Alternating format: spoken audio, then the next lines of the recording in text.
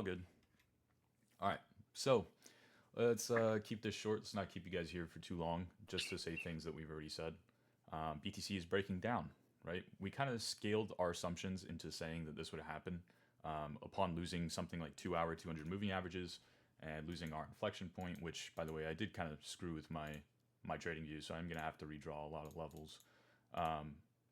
Upon losing this inflection point, we said, you know what? Technically, our daily market structure is still bullish, right? But we don't want to be the people that are like, oh, we're still bullish, we're still bullish, we're still bullish, we're still bullish, we're still bullish. Oh, by the way, we're not bullish anymore, right? That's inactionable analysis. So we scaled our assumptions to say we lost our high time frame trend, we lost the local range high, so we're deviating back inside of that local range. So we lost demand, we lost our trend. That's 2/3 of my very complex three-part trading system. The other, third part would be that market structure being confirmed, right, bearishly, in the form of a lower low, and then technically, in order to truly confirm it, we would have to put in a lower high as well. So we're still pending that lower high, but obviously we know that the downtrend that is a downtrend, right? We know that.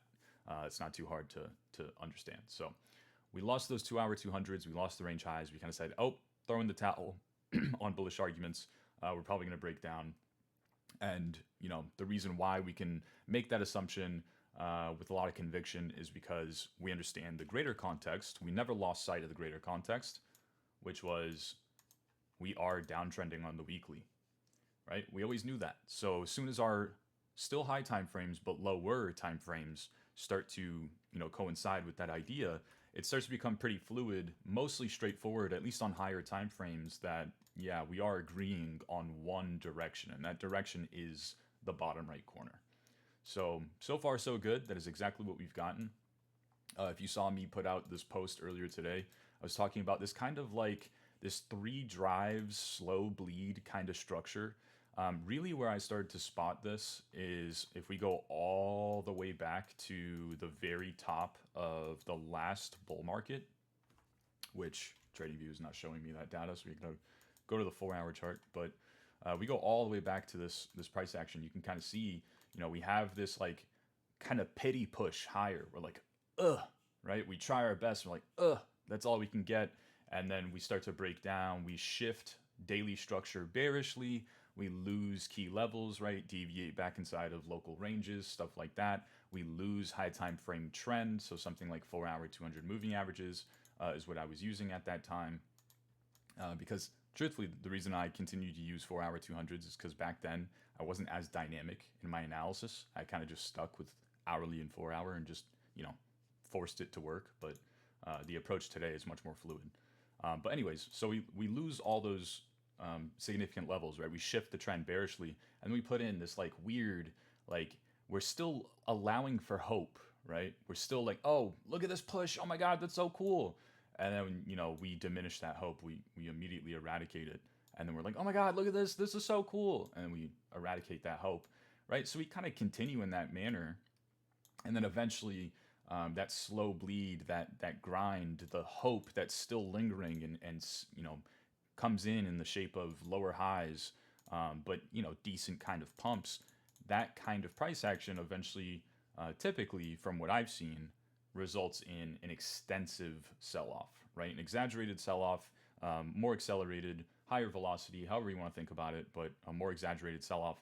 And then after that exaggerated sell-off, we usually either pause or end that slow bleed price action. So, we go out with a bang is the best way to kind of put it. So, similar kind of price action here as well.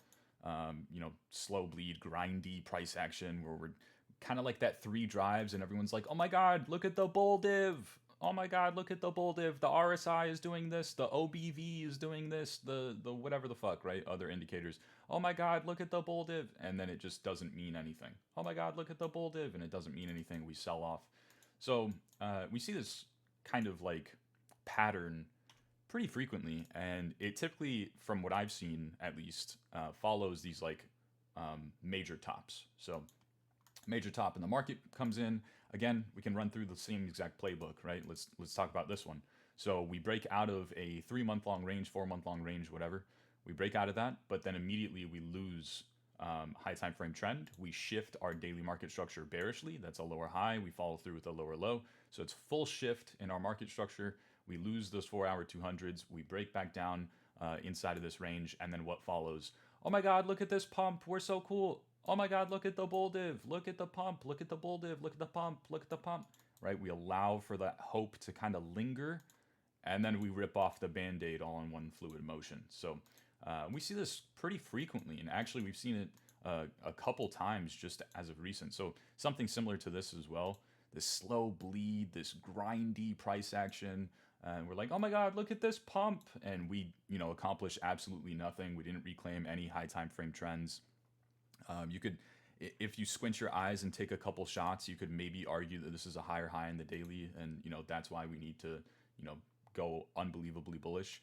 And then, of course, we follow through with that exaggerated sell-off. So, and then a couple other times, maybe you could count this one. I don't really count that one. Another one would be somewhere over here. Right, we have that slow bleed kind of price action. These lower highs that just consistently, get rejected, and we just eradicate all hope. And we see that more exaggerated sell-off. And then there was another one over here. We see the exact same thing. Oh my God, look at the bull div. And then we see that sell-off, right? So this time we pause, and then we resume that downtrend. Same exact kind of thing here. You just have to zoom in to see it. This one's a bit more exaggerated. But if we went into something like the hourly chart, you'd be able to see the structure that I'm kind of referring to. We have this like continuous slow bleed, right? It kind of looks like a triangle. It is, towards the downside. So it's the same kind of structure. It's like, oh my God, look at the bull div. And then we follow through with that exaggerated sell-off. So same kind of pattern that follows these, major tops. It's kind of like, and I'm kind of being counterintuitive to what I teach you guys, but it's kind of like the market makers. Market makers do not dictate the market. They do not actually create the market in the sense that they dictate where the market is going. That's not true. You and I do that, right? Whether you know it or not. Market makers fill in the blanks. They provide liquidity for the market. But, it's like the people that make the market are like, let's just repeat the exact same pattern all over again, right? And then it happens. So we talked about it. No, we didn't talk about it. I posted about it just now this morning on Twitter. And so that was kind of just like something additional to what we've already been saying, right? Don't come at me and say, oh my God, Mercury, why is this the first time we're hearing of this? You don't need to, oh my God, look at this pattern that I've seen 6 other times. Look at that, a whopping sample size of 6. I didn't believe Mercury when he said the market was downtrending, but now I believe him because I have 6 sample sizes, right? I would hope that that's nobody in here. So the downtrend that is a downtrend continues downtrending. What can we expect from this? Lower lows, right?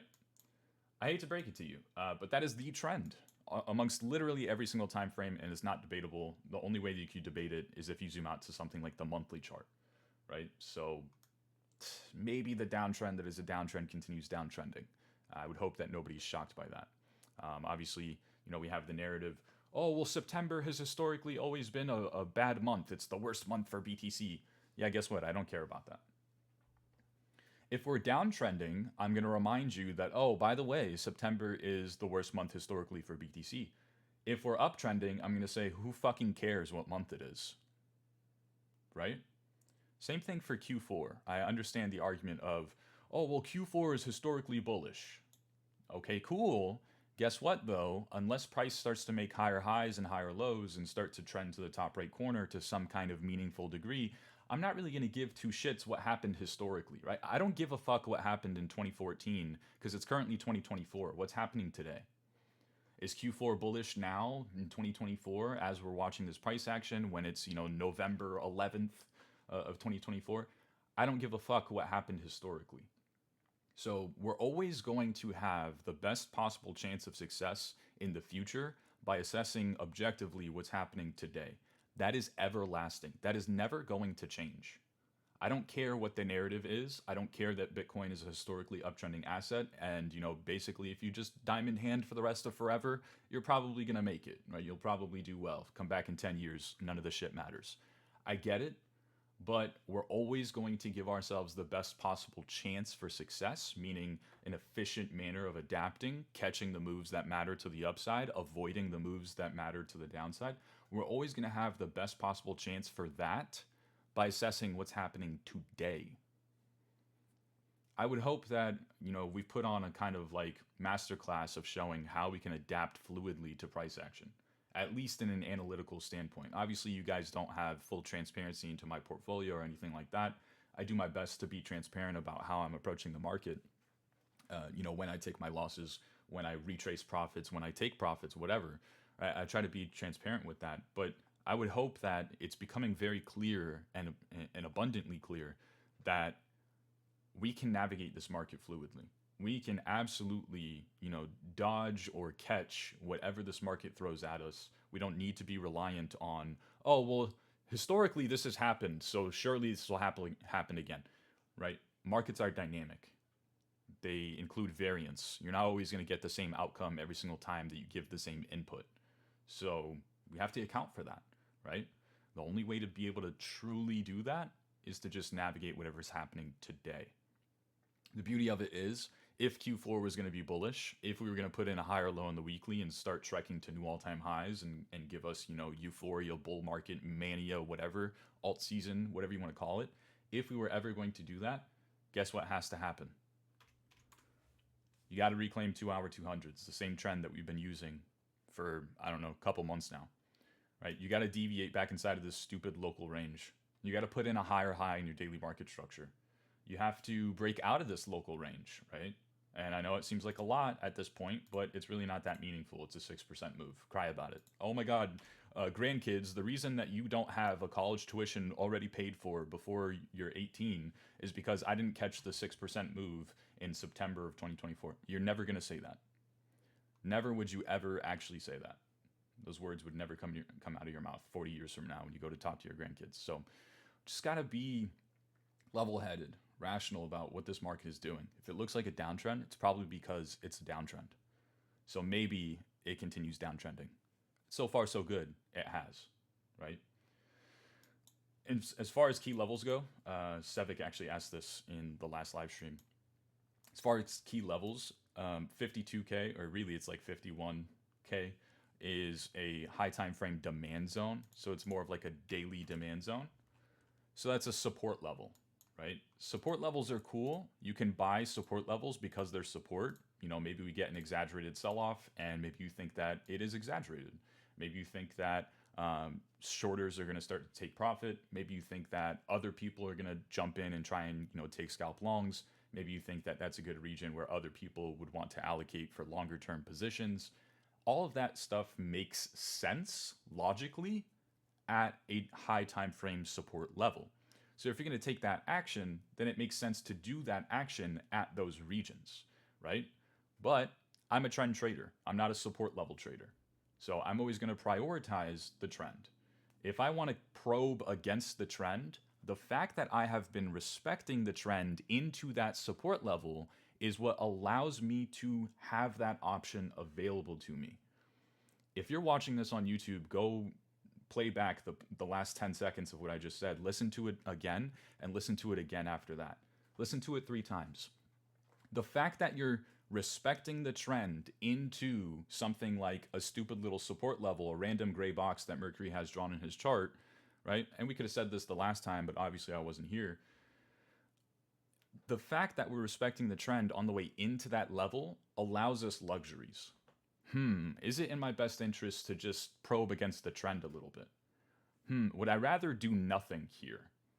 Would I rather wait for some kind of a local trend reclaim, right? Even if it's just like 15-minute 200 moving averages or a higher high on the hourly chart or something minuscule that makes me think that there is some kind of momentum for a greater relief bounce at the very least, right? Even if not a major bottom. Support levels are cool, right? And we can have the ability as trend traders to probe against the trend, but only if you're respecting the trend in the first place. Here's why. The reason that I say you lock off certain options to yourself is because if you are the person that has been screaming every single day for the past 6 months, oh my God, bottom. Oh, that's a bottom. That's a bottom. Bottom, bottom, bottom. Oh, see, I told you we bottomed, you fucking idiots. right? Up, bottom, bottom, bottom. Oh, look at that wick. Look at this wick. Look how bullish it is. That's obviously the bottom, right? You're gonna regret not buying in 2 months from now. Oh, bottom, bottom, bottom, bottom, bottom, bottom, bottom, bottom, bottom. See, I told you so. Do you have the actual luxury in reality, not in crypto Twitter land or whatever, make believe land or hypothetical land? In reality, are you actually, when we get to here, dwelling on the options of, do I want to probe against the trend a little bit? Maybe buy this region? Do I think that this is a little bit exaggerated? Right? You can apply whatever narratives, any speculation that you have. Everybody's freaking out over some stupid Japanese yen carry trade 2 weeks ago. They didn't even know what that was. They didn't even know that there was a Japanese yen carry trade, right? That terminology was foreign to them. Do I think that we get a bounce from here? Do you have that option? Obviously, the answer is no. The best way to achieve success long term is to be objective about whatever is happening today. You're going to give yourself luxuries that the previous you, not some other random fucking dude who's screaming on crypto Twitter because it's in his best interest to get likes and dopamine, because then he can monetize it in the form of some scammy newsletter, right? For $20 a month or whatever the fuck. Not that, but in reality, you against you, your previous self versus who you are today. You lock off those options to yourself, or you used to. We're done with that. We're going to have those options now. Just because, right? Let's say that we get to 51K and it's a support level and then nothing happens, right? We just go straight through it. We're like, oh, fuck you. Sorry. This market's actually way more bearish than what you thought, right? Let's say that happens. Because you approached it with the mentality of, do I want to probe against the trend? Do I want to take a stab at, catching a knife just because this is support? Do I think that this is maybe over exaggerated in the short term? It's that kind of mentality, right? So even if that outcome occurs, I would imagine because you're approaching the market in that rational manner, right? You're respecting the trend. You're fully aware and conscious of the idea that you are counter trading that trend. The only reason as to why, when we get to that region, you have the ability to say, do I want to probe against this? Is because you respected it in the first place.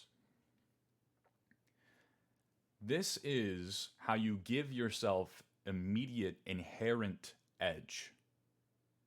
The previous you did not have these luxuries. By the time that we get to 51K, the previous you and the previous me too is like, do I want to add to my losing position? Do I just hold and do nothing and hope and pray that the market gods forgive me with higher highs and green candles?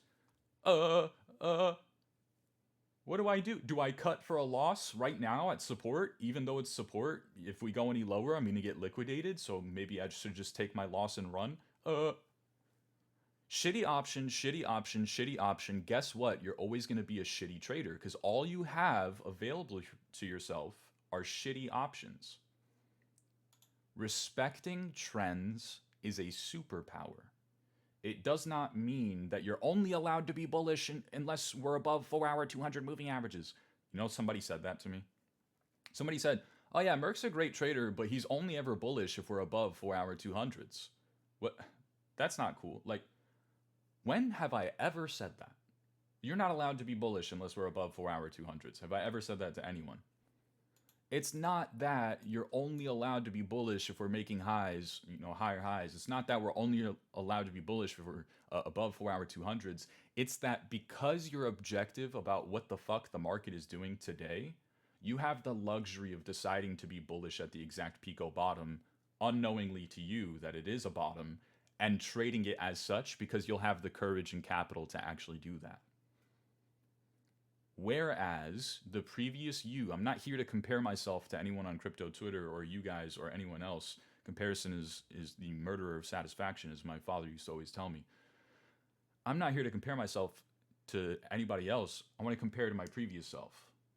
My previous self would have been the dude, shitty option, shitty option, shitty option, and then maybe I take those options and maybe I get out by the skin of my teeth. I just barely am able to, survive. I'm like, oh my god, what do I do? Just hold and do nothing and hope the market forgives you, right? And then the market does this, and you're like, I'm a fucking genius. Look at that. I have diamond hands. But what happens the next time? What happens the next time? It doesn't matter what Bitcoin does after that. We could go to 150K, right? A lot of your targets are 150K. We could do that, and you're the person that's, what do I do? What do I do? The lesser of three evils seems to be just hold and hope and pray. And then we do this, and you're like, oh my god, I'm a genius.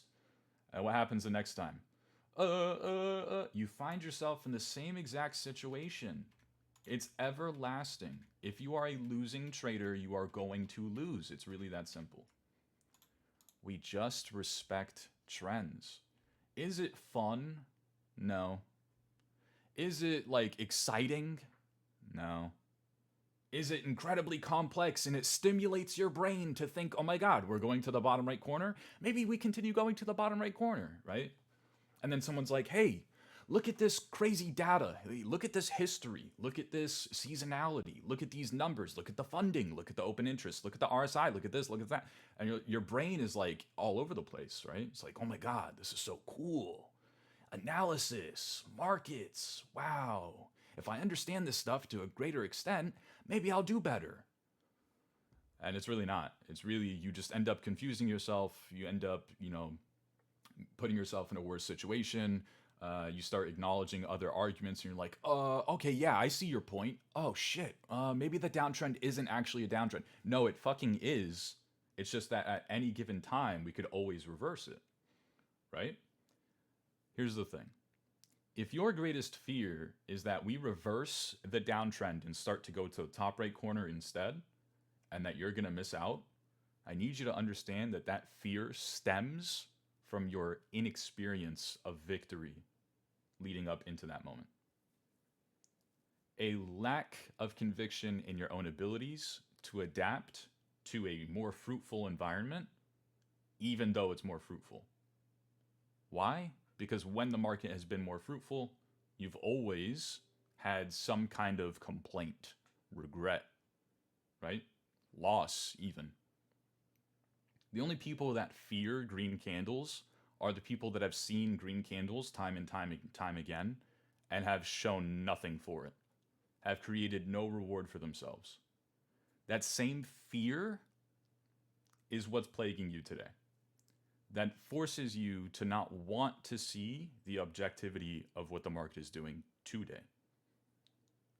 You have to just be fair.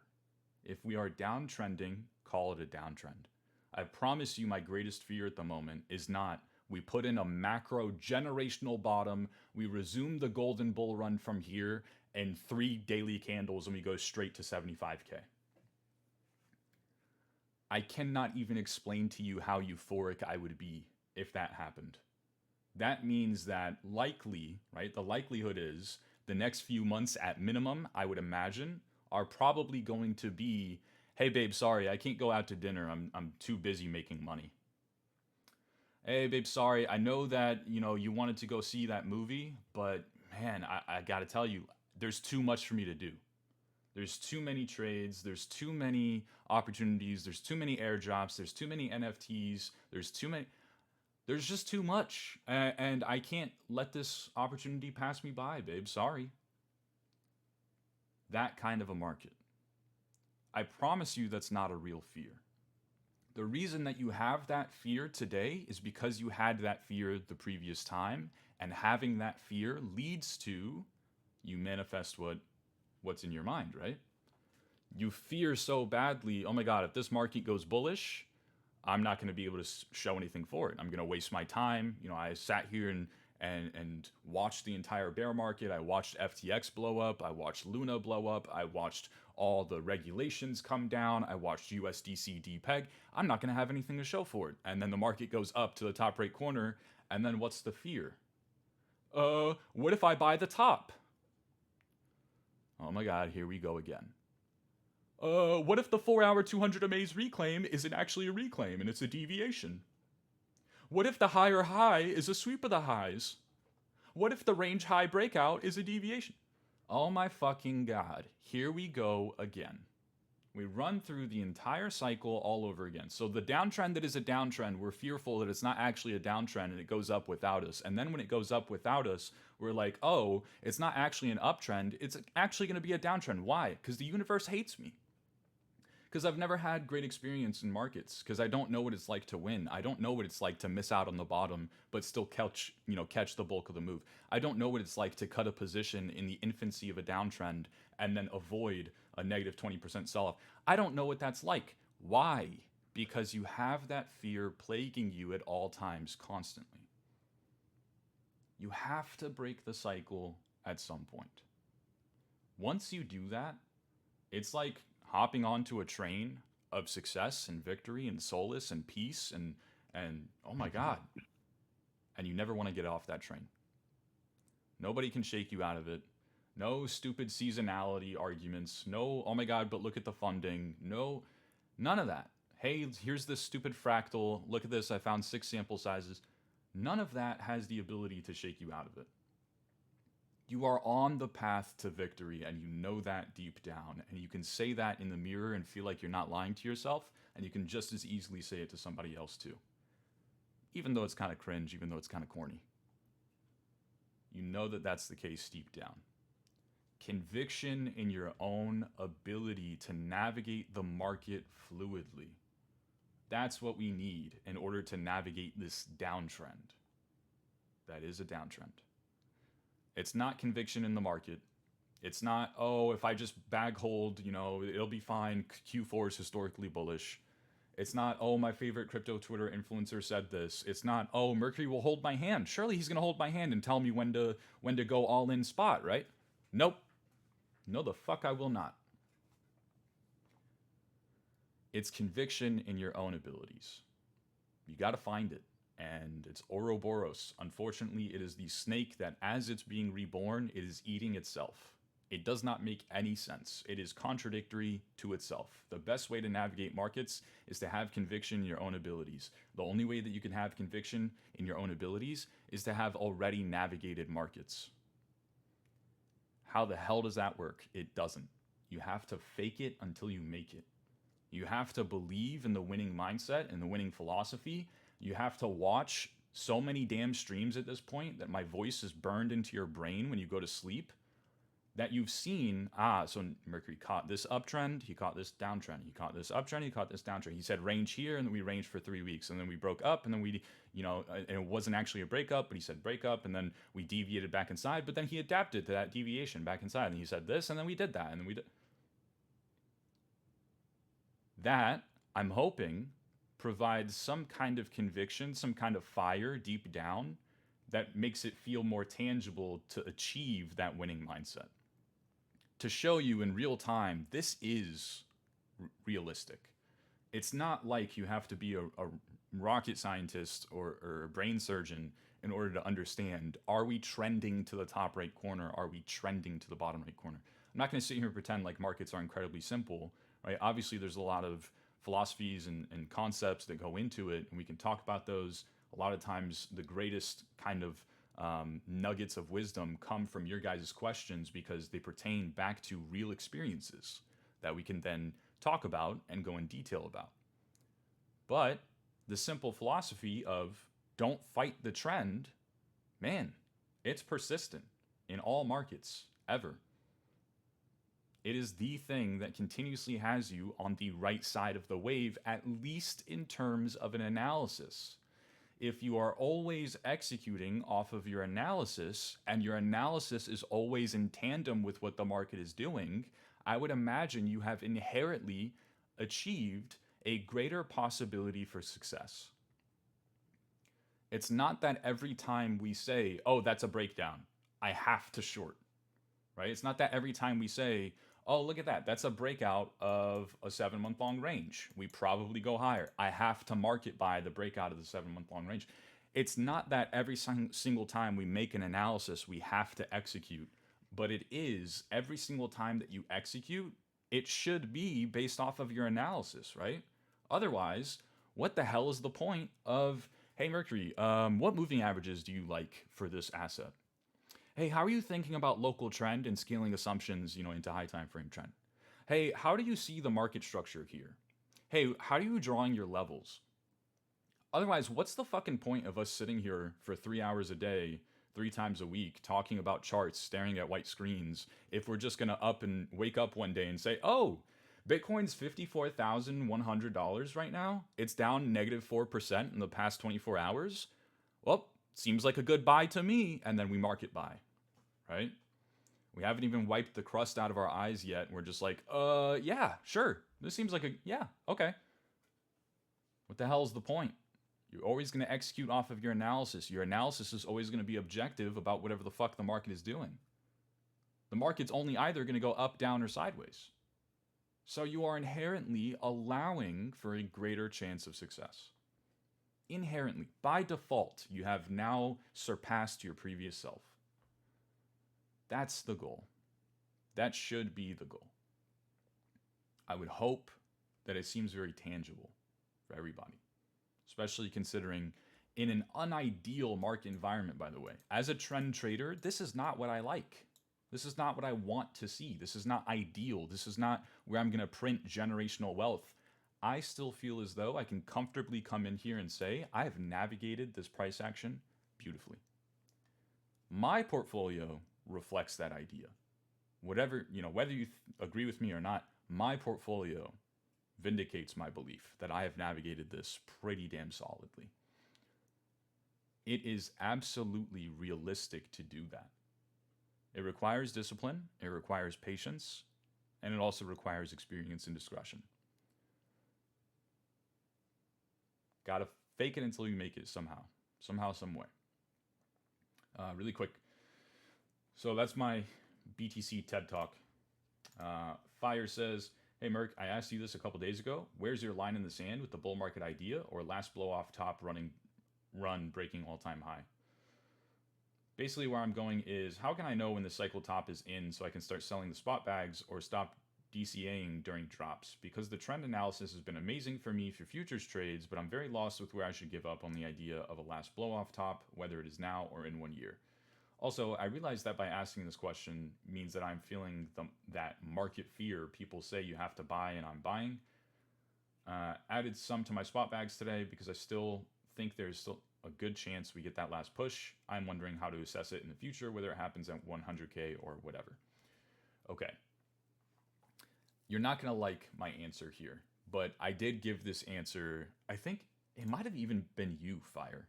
I think somebody else asked, hey, Mercury, if you were going to sell your spot bags, long-term dollar cost average, whatever, where would you do that at? Like what would be the trigger for us to be able to do that and justify that, action? And I believe my exact response was, oh, I don't know, maybe a breakdown below a multi-month long range, maybe a loss of a 9-month-long trend, maybe a shift in your weekly market structure bearishly.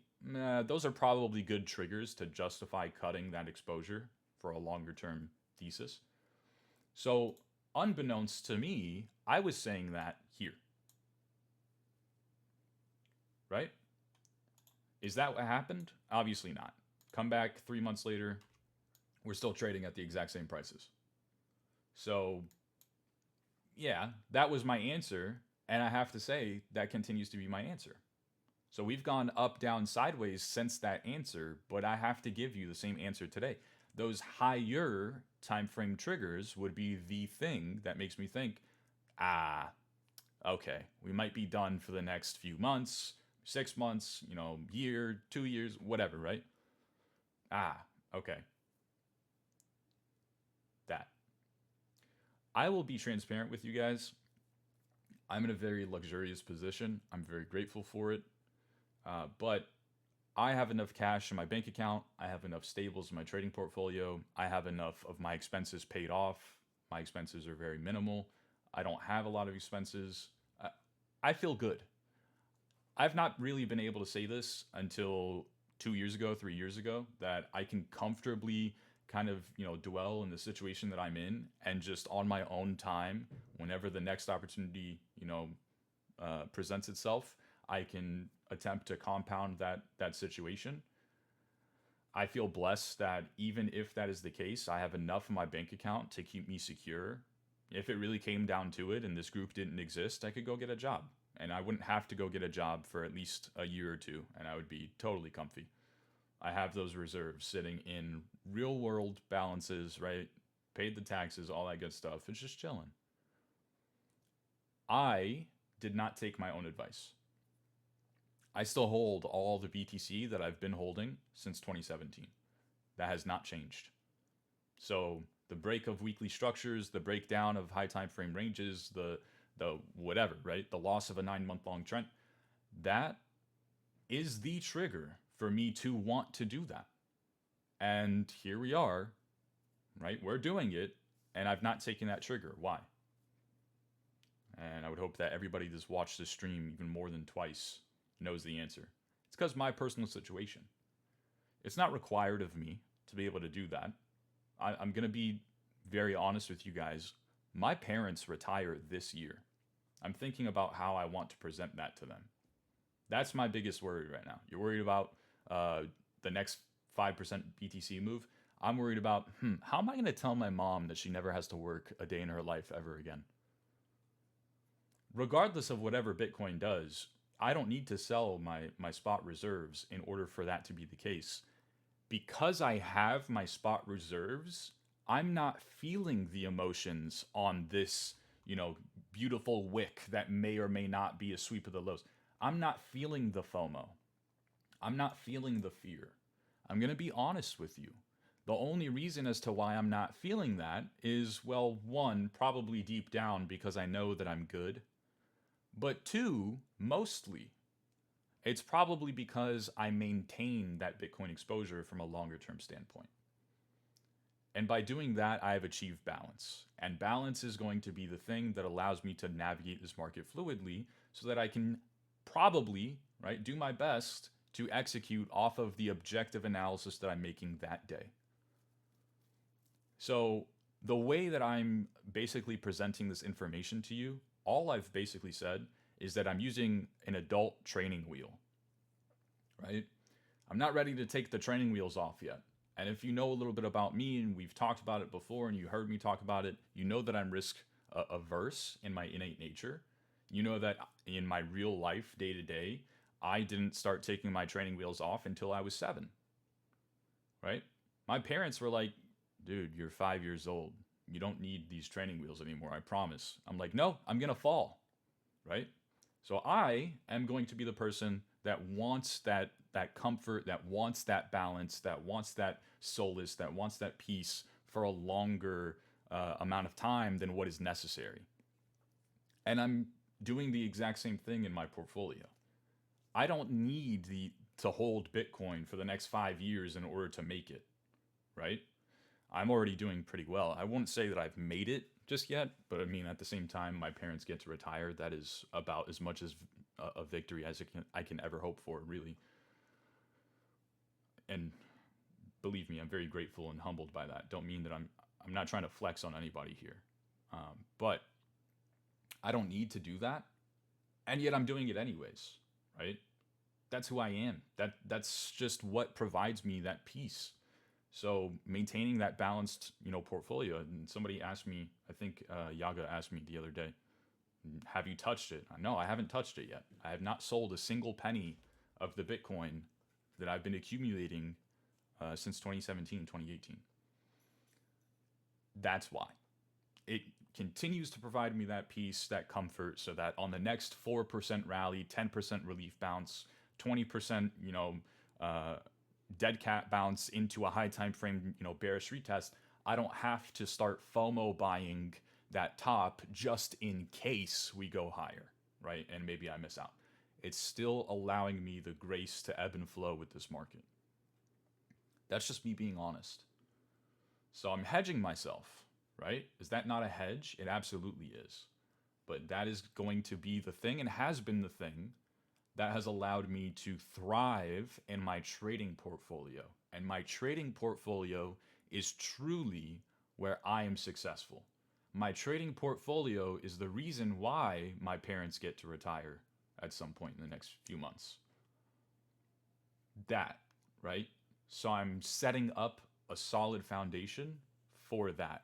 But if you are going to ask me, Mercury, what is the trigger exactly? What is the kind of line in the sand that makes you think, maybe this market's cooked, right? Maybe we're done for the next 3 months, 6 months, a year, whatever, right? We don't want to say the B word, but you know what I'm referring to. What if maybe a shift in your weekly structure? Maybe a breakdown of a multi-month long range? Maybe a loss of a 9-month long uptrend? Maybe, right? Those are the triggers. That's my honest answer. Have I followed through with my own advice? And it's not advice, but have I followed through with my own, belief and my own trigger? No, because it's not in my best interest to do so. You always got to pertain everything back to yourself, and I preach that to you guys, and I actually practice what I'm preaching. I will do the exact same thing in my own portfolio. Do not sit here and think that just because I'm bag holding, you need to be bag holding too. Do not sit here and think that because the trigger is a loss of, a 9-month long trend and a breakdown below a 5-month long range and a weekly structure that you have to be executing. We can make an analysis. We don't necessarily have to execute on that analysis, right? As long as I'm being honest with myself. As long as I'm saying, hey, I'm okay with diamond handing. Yeah, I could hold through another bear market. No big deal. Right? As long as that's truly the case deep down, yeah, I'm fine. I'm secure. Yeah, I could go get a job if I really needed to. Yeah, my trading portfolio looks fine. Yeah, I have enough, cash reserves sitting in a bank account. As long as I'm being honest to myself, not to you guys, right? That doesn't matter. As long as I'm being true to myself, I'm not lying to myself, not, lulling myself into delusion, then that is truly the case, right? And I can actually withstand another bear market. No problem, no issue. Throw me another exchange blow up. Oh well, it is what it is. I'll get through it. Maybe it sucks, maybe it affects me, right? Maybe I get a scratch, whatever. It is what it is. I'll get through that too. Throw me a capitulation candle. Throw me another black swan. Throw me a recession even. I want to know what that's like. I was 8 years old when the last one happened. Give me whatever. Whatever you want to throw at me, market. Give it. I'm ready. I'm good. I can say that, and I believe it, and that is my honest truth. And I can honestly say that I don't think I'm being delusional in that case. I said this the last time around. Here's these very, very bearish triggers, right? Ugh, damn. Bitcoin probably goes at least negative 30% lower from here. Do I want to touch my high time frame, my long-term investments? No. Because that long-term investment is going to be the thing that allows me to refute market buying on this 10% rally. Do you realize that that's a 10% rally? Doesn't look like it. Oh my gosh, can you imagine what your crypto Twitter feed looks like during that 10% rally? Look at the bull div, look at the higher high, look at this, look at that, look at that, look at that, I told you, the funding. And then we sell off, right? I can look at that Twitter feed and be like, you guys are idiots. You guys are idiots. These are all lower highs. We're still in a downtrend. We haven't reclaimed any significant, level, trend, structure. We haven't done shit. You guys are getting excited over nothing. Oh, make sure you're 100% exposed to BTC right now. No, you don't need to be 100% exposed, right? I have the percentage that I have, and that's allowing me to see what truly is. And what truly is a lower high and continuation of downtrend and a failure to reclaim a key level and a bearish structure on the daily. And that's my reward. Can I continue holding? Yeah, I could continue holding. But what if we go into a bear market, Mercury? I can continue holding. What if we go negative 80% lower in the next year? I can continue holding. I don't think you understand. I don't care. I don't care. Yep, we do. We go negative 80% lower. And by the time that price is here, my net worth is at a new all-time high. Let's just pause for emphasis. By the time that price gets here, by the time that Q1 of 2023 is over, my net worth is higher than what it was here. Floki's still down negative 99%, right? We talked about that. I bought a bag of Floki at the exact Pico top. I never sold it, just bag held it all the way down. Floki's still down negative 99%. I still have a bunch of bags of stupid shit that I bought that I never sold, or I only took partial profits on, or whatever, right? I still have all those bags. My ledger is currently down instead of negative 80%. Look at that. We're only down negative 60% from the all-time high in the ledger balance. Wow. Yeah, my net worth is higher than what it was here, though. It's my trading portfolio. I'm thriving in that regard. What's allowing me to thrive in that regard? Me having maintained that ledger. It's providing me comfort. It's providing me an emotional balance so that I can be mature, so that I can assess the market objectively, so that I can attempt to execute fluidly with whatever I'm seeing in the market day to day. By the time we get here, net worth all-time high. It's powerful. It is incredibly powerful, especially the power of compounding, right? Imagine this. You love Bitcoin, right? Imagine being able to afford 3 times more of it. The same amount of cash, a year goes by, now all of a sudden this asset that you adore, you can buy 3 times more of it. That's not at the exact Pico bottom. Oh my God, maybe FTX is the bottom. Maybe that's capitulation. That's not that. That's here, right? This would be, what, 4 or 5 times more? That's powerful. I don't think people appreciate how powerful that is. It's the same amount of money. It's 4 times, 3 times, 5 times the amount of that asset. A 10% move is now suddenly drastically larger for you. Same amount of dollars, though. Compounding that and repeating that over and over and over and over because we have that balance, because I still have those training wheels on. It's allowing me to, it's guiding me, right? And all I got to do is pedal. I just got to focus on the trading account. Be objective, be fluid. Oh, look at that, Mercury. You said that the trigger would be to sell on the weekly lower high, blah, blah, blah, blah, blah, blah, blah, blah. This is the exact Pico bottom. You're an idiot. This is what price action did. So you're coping. You're having fun staying poor, right? You hate your life. Your shorts got blown up. No. But you didn't catch any trades, though. But we reclaimed 4-hour 200s in one 15-minute candlestick. But we made a higher high and we never looked back. But we broke out of 75K and we just kept going for the rest of forever into 150K, right? You hate your life because you were bearish at 53K, right? No. Even if I didn't take a single trade for that entire rally into 150K, I could honestly look you dead in the eyes and say, I love it. I'm euphoric. I'm so happy right now. That would be my truth.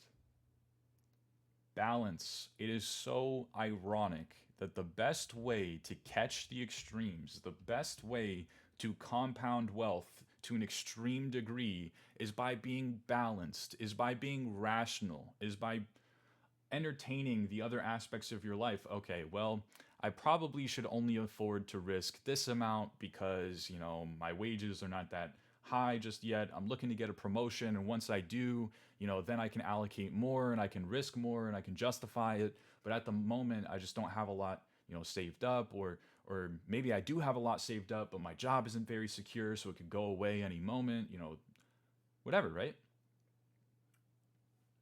Pertaining everything back to yourself, thinking about how you want to approach, remaining balanced, achieving as much emotional peace that you possibly can, allowing yourself to be as disciplined as you are in your head.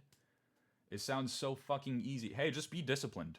Hey, maybe just stop waking up one day and before you even wipe the crust out of your eyes, you're like, oh, maybe I should market buy, right? Maybe just stop doing that. You're like, why would I ever do that? That sounds silly. And then we start pumping, right? If we were to start pumping 10% right now and you wake up and we're up 10%, you would, before you even wipe the crust out of your eyes, you would start to consider market buying.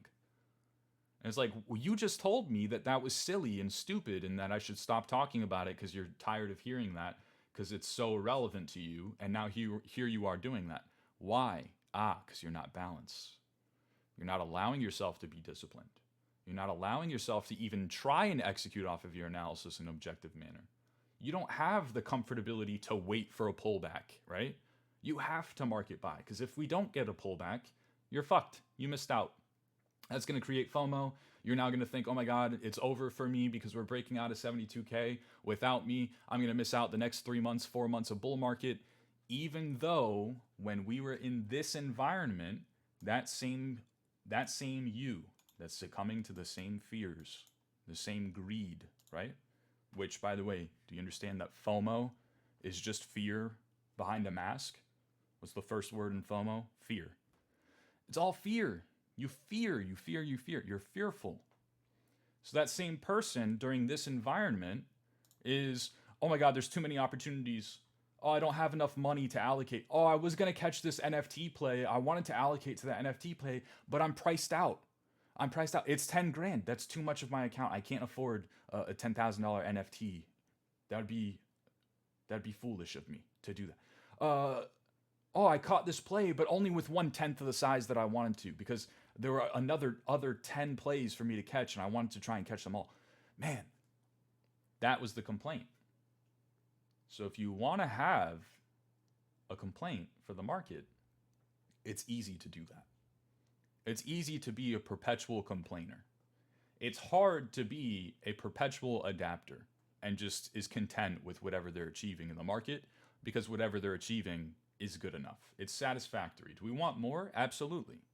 But in a humble way, right? I appreciate what I have, but let's try and catch the next high or low. Let's try and buy this, breakout retest of the range highs so that we can target higher. Let's try and, right? Of course. But it's never, oh my God, I'm unsatisfied. I'm a greedy piece of shit. I hate my life. Markets are out to get me. Right? I knew that was going to be the bottom. I shouldn't have listened to Mercury. I should have just market bought. I knew it. I knew deep down that was going to be the bottom. Damn it. Right? We detach from those feelings, from those thoughts. Just ebb and flow. Whatever the market's doing. Balance helps you do that. It's ironic.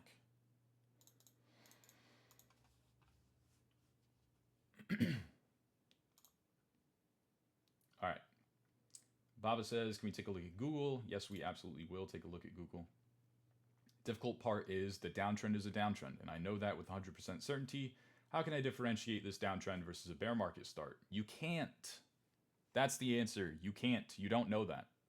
You don't know if it's the start of a bear market. You don't know if it's just September seasonality before a bullish Q4 and we rip back to new all-time highs. You don't know. You just have to have enough fluidity, enough conviction in your own ability to adapt to the market, to take comfort in your execution. Did I know that this was going to be a breakdown here because we lost 12-hour 200s? No, I didn't. What was the exact statement that I put out on Twitter? Because I was kind of just like all over the place at that moment. On Twitter, that I put out when I cut that trade. Hey, I cut my trade at the exact low. Yep. I sold like 62, 63K. I got out for break even.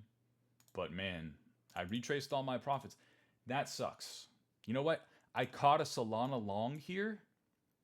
I caught the local bottom on Solana, but with very minuscule size. So if the market rips, then it's on me to adapt, right? I don't really have much exposure right now. It is what it is. Go back. Go read the tweets that I was putting out August 1st. I said, it is what it is. I cut. Starting to look like maybe that was a sweep of the lows. Maybe it got faked out. We're trading, 0.5% above 12-hour 200s again. That sucks. Well, it is what it is. If we go higher, then I'll adapt. I'll figure it out. No big deal. Why am I able to say that? Because for 4 years straight, I've experienced missing out on a trade and then still doing just fine continuously. For 4 years straight, I've experienced getting stopped out at the low and still managing to make money at the end of that month. For 4 years straight, I've experienced being underexposed in the early stages of a trend and then still doing just fine later on. By the time that trend is done, I have ample to show for it. I've experienced it. I've experienced it. I've experienced it. I can comfortably say, I cut my trade at what is currently the local low, and I don't really have a lot of exposure. So if we go higher, then I'm sidelined. It is what it is. I'll figure it out. I'll adapt. Oh, and then we do this. Oh, Mercury's actually not the person that sold the low. He's the genius that respected his system, respected his invalidations, remained fluid, remained adaptable, and adapted. Wow, he's great at execution. He didn't FOMO back in. He didn't say, oh my God, I missed out on the bottom. I closed at the lows. Market buy. Wow, look at that. Wow, I want to be like Mercury. He seems like Marcus Aurelius himself. No, I'm not. Fuck off. All I did was I said, oh, this was my trigger that I knew for the past 2 weeks. If this happened, I knew I was going to cut. Oh, okay. It's happening. I'm going to cut now. Whether that would have been for slight profit, a break even as it was, or slight loss, or major loss, or whatever, right? Hopefully a loss is not that major because it's anticipated to some degree. We cut that loss. It is what it is. I'm just adapting. You know what somebody else came in said? Because I made a post later after that and said, oh, so I adapted. I respected my system. I cut at what was a local low, but in hindsight, I cut before a negative 25% downtrend and sell-off. Wow. Pays to respect your system, doesn't it? It pays to be disciplined. It pays to be emotionally mature. It pays. Wow. Look at me. I continue to ebb and flow with this market. Show me what you got. Either further sell-off or high time frame trend reclaims. Either way, I'm good. I'll figure it out. Somebody comes in. Oh, you got lucky. What? Excuse me? Did you just hear the explanation that I gave you? I did this, I did that. I saw this and then said, it's okay. I'll figure it out. I remain disciplined. I remain mature. I said, oh, my invalidation came to fruition. Time to invalidate. Time to cut. I did all that, and then the market went down, right? The coin landed on tails instead of heads, and then I got lucky? That's what it was? Oh, so it's not that I'm a good trader. It's not that I have conviction in my own abilities. It's not that I'm mature. It's not that I'm disciplined. It's not that I have good risk management so that I'm allowing myself to cut instead of saying, what do I do now? What do I do? What do I do? Do we bounce from here? So it's not any of those things. It's that I got lucky because the market went down. Okay, thanks for your input. Right? Fuck off. You know how much of an insult that is? Been doing this for 4 years. Do you think I just got lucky for 4 years consistently? Do you think I've ever known when we enter a bear market? Do you think I've ever known when we enter a bull market? No, I don't know. I don't know that when I cut a trade, it's gonna actually continue going lower. I don't know that when we deviate back inside of this local range and I say, that probably leads to a breakdown in the structure, that it will actually break down the structure. I don't know anything. I don't know if it's going to be a bear market. I don't know if it's going to be a bull market. I don't know that when I buy the next high time frame trend reclaim that it will actually continue trending to the top right corner. I don't know any of that stuff. Yet for 4 years, I've thrived. I've never known, but I've thrived. I've just been getting lucky, guys. Clearly, that's what it is. I'm just really lucky for 4 years straight.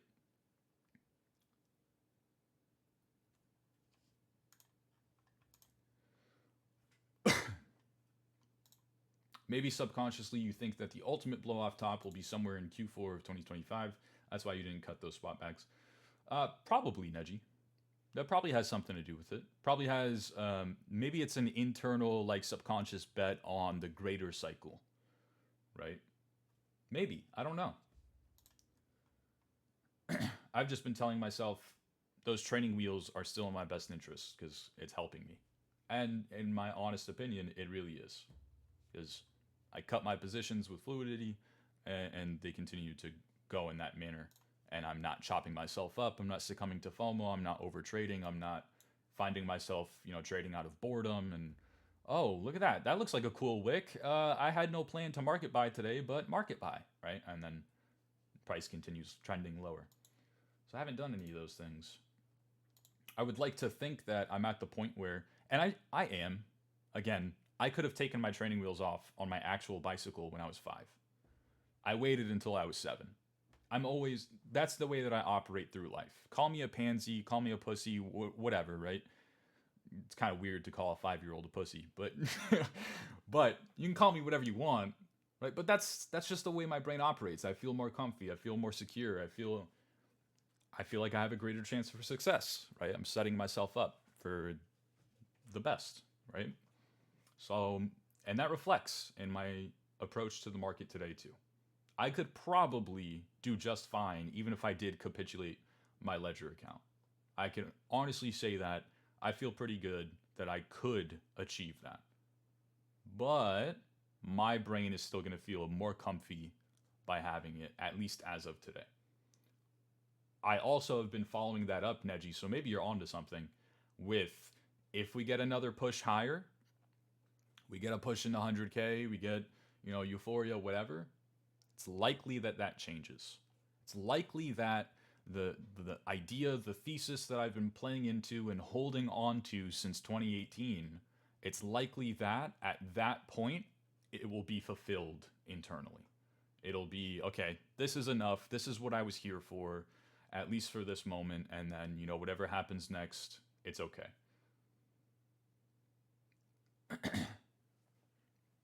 Left translated cycle theory, is that basically an accelerated cycle? So like I'm not sure what that refers to. Okay. So like September seasonality and then Q4 is the, golden bull run or whatever. Maybe. Again, I don't really have too many thoughts on that because all those longer term thoughts have never really proven useful to me, honestly. Um, they've never actually proven useful to me. So, kind of just tend to refrain. It's a double edged sword, by the way. If you're going to adhere to a very long term thesis, when that thesis is playing out in front of your eyes, it's a lot easier to adhere to what you're seeing because you called for it, right? So the way that I kind of pertain back to this is like, let's pretend that we drew this squiggly line for BTC. We were like, okay, we're gonna test the range lows, we're gonna get a push in the mid range, and then from there we're gonna break down, we're gonna deviate, and that deviation is gonna lead to something that looks like this. That'll be the retest, and then we go back to range highs. When you're drawing out that squiggle, right, and price is here, and you draw this black line, as you're watching it come into fruition, it's a lot easier to justify buying the range lows here. It's a lot easier to justify selling the mid range. It's a lot easier to justify skipping the range low, retest here and waiting for that bullish retest so then you can target range highs. It's a lot easier to adhere to your own analysis because you gave yourself something more tangible and said, hey, this might happen. And then with every new candlestick, every new bit of information that's being provided to you, it's vindicating that belief, right? So it makes it a lot easier. It's kind of like training wheels in that sense that, okay, I thought this might happen. Here it is happening. So let's play into it, right? This is why, people often do well in bull markets because they have these crazy ideas. They have, okay, well, I'm going to target $1 million Bitcoin. Current price is $15,000. So the entire way up as Bitcoin, every green candlestick, right, on the way up into $1 million Bitcoin, even though it only gets to 70K, they're getting more vindicated in that belief, right? It's a double-edged sword though, because as soon as the actual market reality starts to stray from your idea that you had set in stone, it's also harder to detach from that idea because you have something set in stone that was tangible that you want to use as kind of like blueprint to navigate price action. Let's say that, oh, it worked so damn well, right? Look how well we predicted this and we drew this, but then price actually did that, right? So we start to think of, okay, well, it's just, it's going a little bit lower than the range. Okay, well, okay, this is actually just the sweep of the lows before we go to range highs, and this is all one bigger deviation. It becomes harder to detach from that idea. So it's a double-edged sword. It's easy to, have a vindicated, belief long term, and then as price action starts to coincide with that behavior, you're like, oh, I know what to expect because I already expected this to happen. But as soon as price starts to deviate away from that, it's like, oh, well, this isn't what I expected, but I'm still expecting what I expected. But that's not what's happening. But I still expect it, though, right? It's like, it's double-edged sword. So this is how you end up coping, complacent, whatever. Essentially, what I've been telling you guys is a really bad losing behavior in markets is, oh, well, we just need to cool off for the next rally. Oh, sure. September is, usually a bad month, and we're breaking down below a high time frame range, and we're downtrending on all time frames, and this, and that is happening, and our altcoins are putting in lower highs in the weekly, and they continue to sell off and make lower lows. But Q4 is historically bullish, guys. But rate cuts in a favorable environment are usually bullish. But GCR 4 months ago said that the market isn't done yet. But here's this stupid squiggly line that I drew. Right? It's dangerous. Because if we were ever going to go in a bear market, this is not me calling for a bear market. This is not perma-bear Mercury coming out. Okay? I remain long-term optimistic. I'm always a defensive bull. I'm just playing defense at the moment. I'm always bullish on the market. It just depends what time frame you're talking about, right? In 2022, I had to tell you, hey, 10-year outlook, I'm still bullish on this market. Because every other time frame wasn't really applicable. But it's dangerous to think in that manner, because if we were ever going to go in a bear market, what do we have to do first? Well, we got to break down below the range. Okay, here we are doing that. What else do we have to do? We have to be downtrending on all time frames. Okay, well, that's what we're doing. Well, we have to lose very, very high time frame trends. Okay, well, we did. Right? Oh, but don't worry, because we're just cooling off before the next rally. Yeah, it's called complacency. It's called, hey, I didn't take profit during the entire year and a half of up only. I didn't take any profit. I'm not satisfied with what I managed to achieve for that, or achieve for that, portion of the market. And I'm kind of dwelling on, and fantasizing about if I get that again, this time for sure. I didn't do it last time, and last time I told myself this time for sure, but no, really, seriously, this time for sure. And then what happens? Whatever happens. Maybe we go into a bear market. Maybe you're right. Maybe we do go into Q4, bullish uptrend, whatever. We go into euphoria, right? Manic stage of the market. BTC is $150,000. And then what happens? We start to break down below daily structures. We start to lose high time frame trends. We break down below a 4-month long range. We downtrend on the weekly chart. And what happens? Oh, we just need to cool off before the next rally. No, I told myself the last time, that time for sure. And I told myself the time before that time for sure. But no, seriously, this time for sure, I didn't make enough from that rally from $50,000 Bitcoin into 150,000. I still have a bunch of regrets. I don't really like how my portfolio looks, right? I'm always perpetually dissatisfied. Yeah. Don't worry, guys. Neglect the downtrend that has been a downtrend. Neglect it. Who cares, right? Who cares that we're making lower highs? Who fucking cares? Because come back in 6 months, you're going to wish you bought higher. Or you're going to wish that you bought these prices. Do you think that any person that did well during the bull market is saying that? Is saying, oh, well, no, this isn't overreactive. No, celebrities coming in, that's not a market top. That's not a top indicator. No, people calling for their meme coins to go into $100 billion market caps, that's not euphoria. No, that's not, no, that's rational. That's going to happen. Do you think anyone that did well during that environment is making those arguments? Probably not. Why? Because it seems greedy, it seems foolish to neglect what's happening today, to rely on, that's the key there. Not to bet that something's going to happen. You can bet that something's going to happen, right?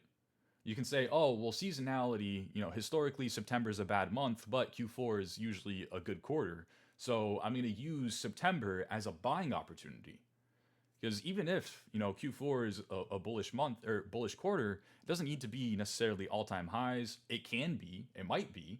It might be the golden bull run, it might be euphoria, right?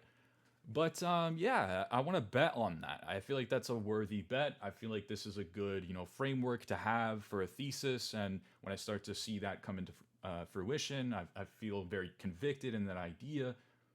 You can take bets, but it's different to have a belief and take a bet and to be fully reliant on.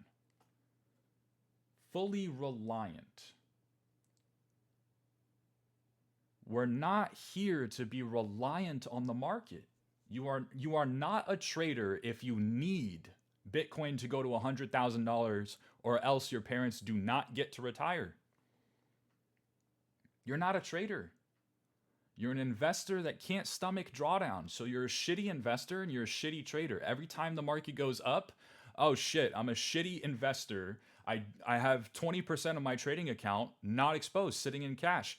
And every time the market goes down, I'm a shitty investor because I need to be fully hedged. I'm a shitty trader. I need to be fully hedged. I have 20% of my investment account still allocated to BTC. What am I going to do? I need the market to go higher. I need the market to go lower. When I'm in cash, I need market to go lower. When I'm in BTC, I need market to go higher. Currently, I'm in BTC because for all of this rally, I said, yeah, that's a breakout of a 7-month long range? No, it's not. It's a deviation, idiots. Clearly, that's a top. Don't you see that wick on the top? Look at this bear div. Look how exaggerated the open interest is, the funding is. Look, now that bear div, it's a daily bear div. Look, now it's a 3-day bear div. Did you see that? Look at this deviation. I told you the spot ETF was going to be a sell the news event. Oh, that's a reclaim of high time frame trend? No, it's not. That's another breakout of the range? No, it's not. That's a fake out. That's market manipulation, right? Market makers are out to get you again. You guys are idiots. That's a sweep of the highs. No, that's not going to be the bottom. A 3% pullback into a high time frame level? No, that's not the bottom. You guys are idiots. You guys are getting lulled into buying the top. Oh, this move? Yeah, it's over exaggerated. Look, RSI is 99 right now. It's overbought like crazy. Damn. BTC just made a new all-time high. It's kind of looking like it's going to go straight to $100,000 here. Yeah, you know what? A move from here into 100,000 is still like a 40% move. Yeah, man, what would my account look like if it were 40% higher than it is today? Wow, that looks pretty good. Okay, yeah, market buy. Yeah. Yeah, BTC is probably going to go higher. I've been wrong, right? And I don't want to step in front of the train anymore. I'm tired of it. BTC probably goes to 100K. Damn near looks like it. Mercury always says, how do you get more bullish than price discovery? So we're peak bullishness here now. And then what happens? We downtrend, we sell off, whatever. It doesn't matter what happens next. But now, no, Q4 is historically bullish, guys. Don't worry that we're downtrending on literally every single time frame. Don't worry that we broke down below high time frame trends. Don't worry that we're expanding lower from a 6-month long fair value zone. Don't worry that we're no. Because why? Because Q4 is historically bullish. Because rate cuts might do this, right? Wait, so hold on. Macro is part of your thesis? Do you have a background in economics or finance or anything like that? No. I read an Adaptability article. It took me like 15 minutes to read, but I read what Arthur Hayes had to say about macro, and I feel like I have a really good understanding of it now. Seems pretty clear. Seems pretty obvious that that's going to happen, right? Okay. Let me know how that works out for you. Reliant on the market is different to take bets. It's different to have a thesis that at any given time, as soon as the market starts to agree with that, it's like, oh, okay, yeah. I expected this. I knew that this might happen. Here it is happening. Here's my thoughts to go along with it. Here's why I have that belief. Hey, brain, send that signal down to my gut. This is why we're pressing the green button here. This is why we're going to continue to hold through negative 3% pullbacks. This is why we're going to target higher highs. This is why we're going to target expansion. This is why we're only taking this amount of profit at these lower, less significant resistance levels. This is why, gut, brain, send that signal down. It's different to say that than to say, if this market does not go higher in Q4, I'm fucked. And if we go into a bear market, I won't be here at the lows, guys. I won't be here because I'll be too busy, trying to find a new job, or trying to scrape up some dust from different wallets so that I can maybe try and buy the bottom. Like, it's drastically different. You are not here to be reliant on markets. Do not lull yourself into complacency. Too many people, I'm seeing too many people say it. Don't worry, because blah, blah, blah, blah, blah, blah is going to happen 3 months from now, 6 months from now, a year from now. I don't care what happens a year from now. What's happening today? I need you to understand. The best way to be prepared for what happens a year from today is to just assess what's happening today. And every single day, you just do that. Tomorrow comes, okay, what's happening tomorrow? And then the next day, okay, what's happening today? And then the next day, okay, what's happening today? Okay, and the next day, you just do that. Just do that. And you'll be in tandem with what happens in a year.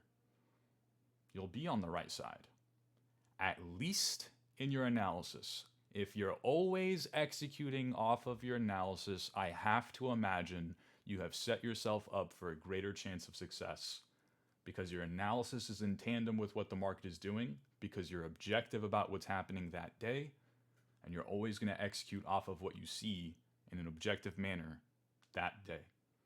You always saw it coming. You always knew that this might be a peak or bottom, Mercury. Well, yeah, sure, we're downtrending on all time frames, and we're pending that lower low on the weekly, but at any given time, we always have snow on the ground. Do you understand what I mean by that? We always have snow on the ground, meaning you could very well put your hand into the snow and take your other hand and start forming a snowball, and look at that. That's a local trend reclaim.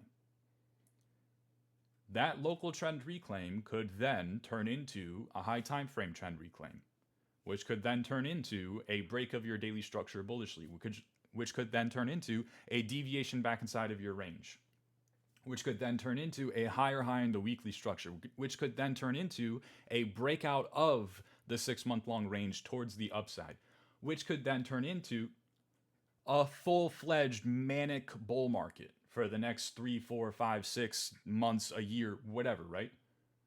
It absolutely could. When you form a snowball, what's the intended purpose most of the time? To throw it, right? To get a quick laugh. You just came home, made a grocery run with your fiance. I will be doing this, by the way. And before she can even fend for herself or duck or take cover or whatever, you pelt her with a snowball. She's opening the trunk to get the groceries out. You just pelt her with a snowball really quick. That's usually the intended purpose, right? So we think about it in that manner. Perceived probabilities. Could we bottom here? Absolutely. This is not me saying because we're downtrending on the every single time frame, we have to continue downtrending on every single time frame. Never said that. But I am calling it for what it is today, and the reason that I have the ability to do that, and nobody's allowed to say, oh, you're bullish at the bottom, you idiot, is because I've been saying that.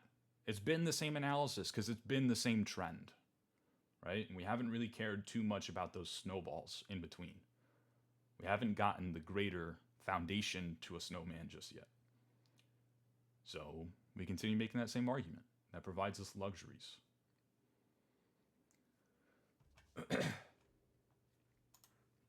All right.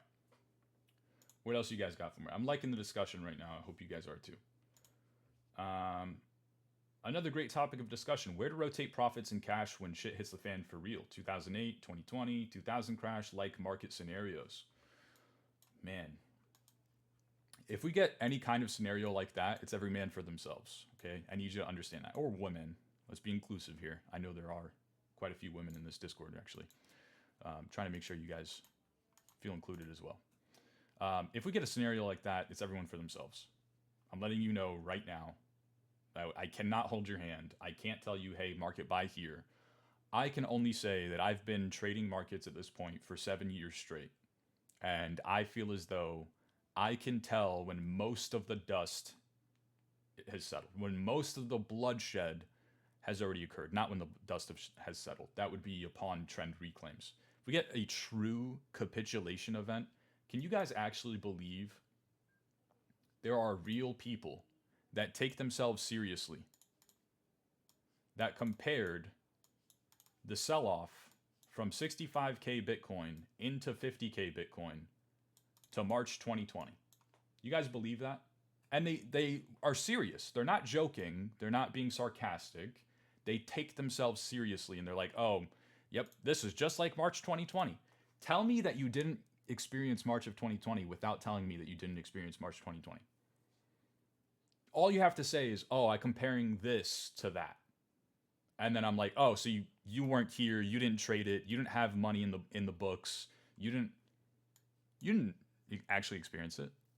It's like a clear way to transparently tell you weren't there, you didn't experience that. Those two things are not even remotely the same. You know what's crazy?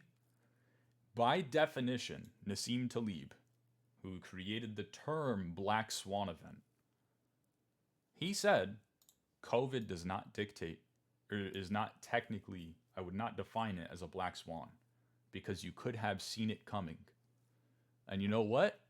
He's right. My mentor did. My mentor literally said right here, somewhere in this region, he said, hey, I'm going to capitulate everything. At the time, the paid group that I was working for actually had an investment side to the group. So other than just like, hey, copy our trades, right? They also had investment portfolio. They caught Matic in the early stages. They caught so many coins, right? Early infancy, altcoins, whatever. Mentor is like legendary at finding gems. That's like his forte, finding those altcoin gems, right? More of a trend trader, that's his forte. He found XRP when it was below a penny. So, and then it went to $3, right? I know we all hate XRP, most of us at least, but it went from a penny to $3. But he then comes in, he's like, hey, I'm going to tell everyone in the investment group, Mercury, I need you to put out this article, capitulate everything. Sell literally everything. And I'm not kidding you. My mentor was the person who was going out and wiped the entire shelf. You can find the picture of it. He wiped the entire shelf of masks, of N95 masks. He bought out the entire shelf. It was like 100 boxes. And he just wiped the entire, way before people start to freak out, way before the NBA season gets canceled, way before the first COVID case in the Western world, way before any of that shit happens. He's like, I see this coming. I did the research. I've been studying COVID every single day for the past 2 weeks. You know, my mentor is actually the same guy who taught himself Chinese so that he could trade biotech stocks. So biotech stocks, a lot of their laboratories are in China, but you can trade. It's not technically their stock, but it's like an ETF of their stock. So if you go buy Alibaba on the stock market, because Alibaba is technically a Chinese company, you're not actually buying Alibaba stock. Whatever, I digress, right? Markets are a rabbit hole. But he taught himself Chinese so that he could get an edge because the information would come out like a couple hours earlier in China in Chinese. And then by the time that it got translated to the Western world, the market movement was already priced in. So he taught himself Chinese. This is the same guy, right? So like, I don't mean to use this word, but like autistically studying COVID and then comes to this conclusion that, oh yeah, it's probably going to create this massive sell-off event in the market. And it did. So by definition, it's not a black swan event. It's not that, it wasn't something that you couldn't foresee. It was very much predictable. And so you can agree, you can disagree, but the guy that literally coined the term black swan event said that's not a black swan event. That's not even what that refers to. And then look at the move. This is not a black swan event? What the fuck are you talking about, Mercury? How's that not a black swan? Exactly. I agree with you. How is it not a black swan? But it's like, it's really not. This isn't even a black swan, and if we get even something remotely similar to this, it's every man for themselves. I can't tell you, oh yeah, I feel like, most of the bloodshed has occurred now. It seems like maybe I should come in and start dabbling against the trend, right? I can't tell you that. I can tell myself that, right? I have that experience. I have 7 years of trading markets under my belt. I've experienced sell offs like that a few times over. If you were here through 2018, you know what that sell off from 6K to 3K Bitcoin was. This was brutal. This was fucking mind numbing. I mean, I don't even know how to explain it, the words, right? It was absolutely brutal. I've experienced that. I experienced this. I experienced the China pump. I experienced all of that. I experienced the March 2020 not a black swan event. I experienced this sell off. I experienced Luna crash. I experienced all this shit. FTX blowing up, USDC depegging, right? It all feels like yesterday. I have those experiences under my belt. I've succumbed to those emotions enough times to be able to fight them off the next time. And I'm prepared for it. I'm perpetually prepared for that moment. Do you know why? Because a black swan event is not something that you're able to predict. It just hits. A black swan event is not, oh, everyone's calling for recession, so then we get a recession. That's not a black swan, right? A black swan is, we were in the middle of an uptrend, a range, downtrend, whatever the fuck, and then we just got an immediate, right, news event hit, whatever. Some kind of like nuke just hit the Western world. Okay, World War III just started. Negative 50% sell off. Where did that come from? Oh, it was unprovoked, right? Someone across seas just decided, well, I don't like the US or whatever, right?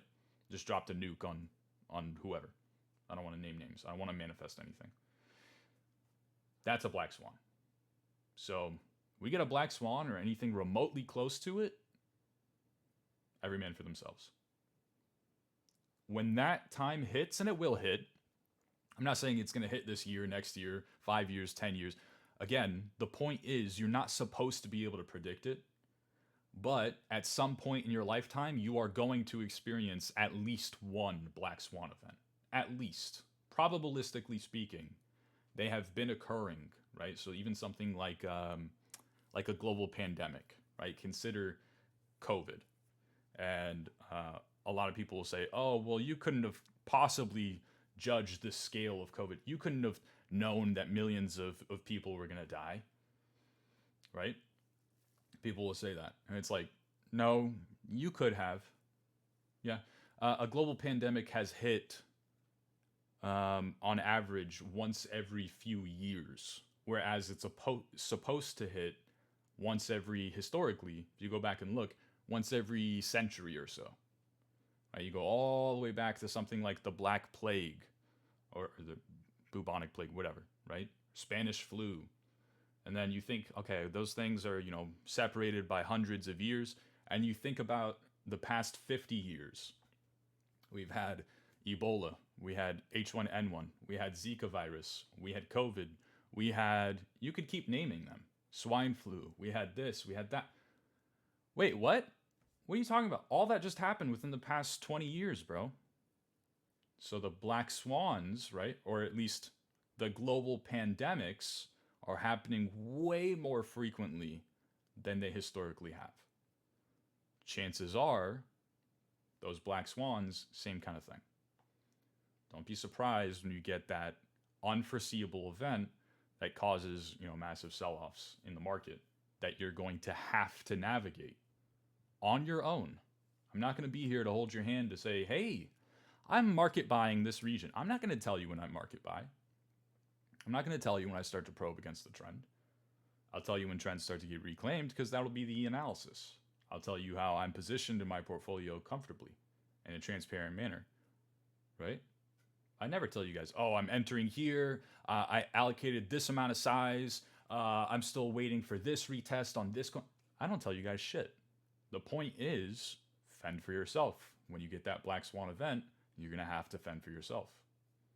It's going to be chaotic. It's going to be rapid paced, fast thinking is necessary, but hear me out. The reason why we ebb and flow, we kind of force ourselves to think in a more logical manner and how we're approaching the market. The reason why we do that is to force it to become second nature. So, like Maverick, you always go back to the advice that I gave you, I don't know, 3 years ago. That is like when you're entering a trade and it's a significant trade, right? You want to put on a bulky amount of size and let's target a month long uptrend and 40% move or whatever, right? It has something, or it has the ability to affect, longer term positioning for you. Maybe just take 30 minutes and walk away really quick. Go play fetch with your puppy. Go, watch that TV show with your kids. Go catch up on the latest Netflix episode. Go do something, but consciously or subconsciously in the back of your mind, as you're doing that something, you're going to be thinking of, okay, what's the context of the market? Okay, what's my portfolio currently positioned as? Okay, what does this happening potentially imply for the market? Okay, what's the amount of reward that comes with that? Okay, how probable do I think it is that that happens? Do I foresee future opportunities to come in if I don't take this option and, maybe I'll get to buy the next laggard play on an altcoin, or even if I don't execute now, maybe I can buy the breakout retest. This, that. Over 30 minutes, you're just kind of dwelling on those thoughts, right? Just very like calmly, right? And passively, just sitting in the back of your mind. 30 minutes later, you come back to your screen. Do I still want to execute that position? It's an easy answer, yes or no. You spent 30 minutes thinking about it. What more do you need, right? It just shouldn't be that difficult to, accumulate the gusto, the courage to be able to put on a position. We're traders. That's what we do. So at that point, it's okay. I spent 30 minutes. I thought about it. I put in my due diligence, right? I assessed my situation. I pertained it all back to me. Yes or no? Do I want to take that position? You find that just because you put in a lot more thought into things, because you've negated impulsivity, you've automatically set yourself up for better success in the future. Automatically. At least when it pertains to your previous self. But here's the thing. In the middle of a black swan event, or when shit hits the fan, right? And you're allocated on a high time frame trend. We're currently trading 5% higher than that high time frame trend. And you're like, okay, here's what's going to happen if we, retest this trend. Here's what I want to do. Here's my invalidation. And then you go, make a sandwich. You come back. We're trading negative 20% lower. Well, shit's hitting the fan. You don't have 30 minutes, right? You just took 30 minutes to go make and eat a sandwich. Now you're coming back. You don't have another 30 minutes. You got to act fast. You can't walk away and think calmly and assess, what's my personal situation? What's the context of the market? What are the perceived probabilities? What does this maybe imply? How can I scale my assumptions in terms of reward? You don't have those luxuries. I would hope that you already understand them. Right? You already know your personal situation. You already know what was implied. You already knew what to do if your trade got invalidated. You already knew the context of the market because we've been constantly making a daily market update every single day for the past 5 years, right? You already knew this shit. Execute. Hurry up. What are you waiting for? Stop getting paralyzed by red candles or green candles. It's supposed to become second nature. If it's hindering you, it's actually doing the opposite of what it's supposed to be doing. You're spending too much time thinking about the market and not doing anything, right? So, gotta find that balance in that aspect as well. Knowing when to ease up on the button presses, but knowing when action is warranted and having the ability to actually take action. Markets are a rabbit hole, Ouroboros. You have to be able to do both. You can't just thrive on one end or the other. It's just not going to work. At some point, your greatest strength becomes your greatest weakness. So you have to be able to do both parts, right?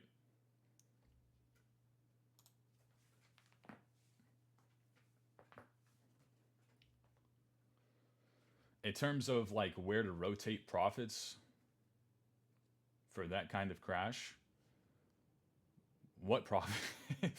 I mean, what profits? I would imagine you're just buying the assets that you consider hard assets that you believe in long term, whether that's BTC or Doge, right?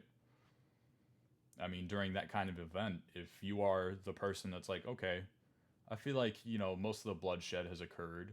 Obviously, I'm stepping in front of the train, but I want to probe against it. I want to set myself up for maybe generational kind of entries. And I'm not going crazy. I'm not leveraging the house, betting on, I bought the Pico bottom, but I just want to probe against it. I want to allocate 5, 10%, 15, 20, 30, 40, whatever, right? Whatever you can deem rational.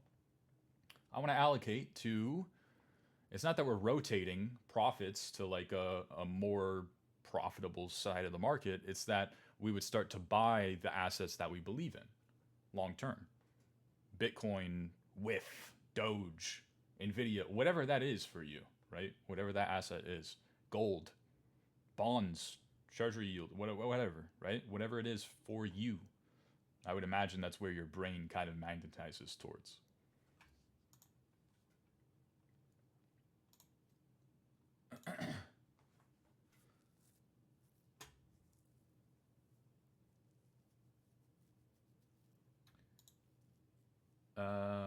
Rangatang, you said you scanned the market. You found HNT, Velo, and Sui.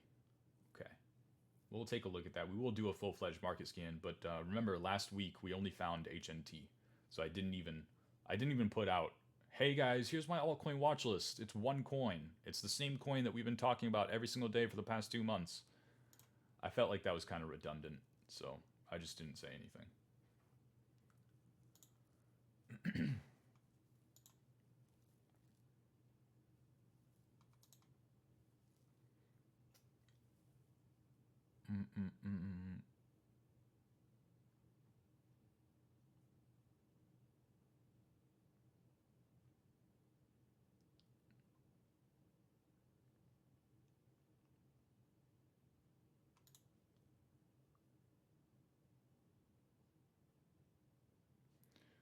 My mentor was Jacob Canfield. Yeah. There's a lot of controversy around him, but he's always been nothing but great to me.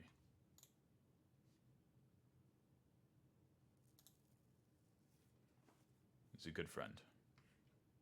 He's always looked out on me, or looked out for me. Oh God. I don't even want to say that ticker out loud.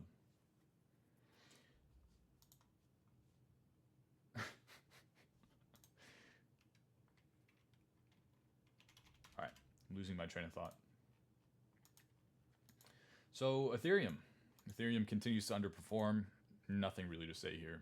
We're pulling back into the same demand zone that we previously bounced from, just like BTC, except for we're a lot closer to that region, which makes a lot of sense because ETH broke down its daily structure, lost local ranges, lost high time frame trends, all that stuff, way before any of that happened. So, or for BTC. So, the relative weakness continues to be relative weakness. For the downtrend, that continues to be a downtrend, and that is visible on the actual Ethereum BTC chart as well. So that's about that.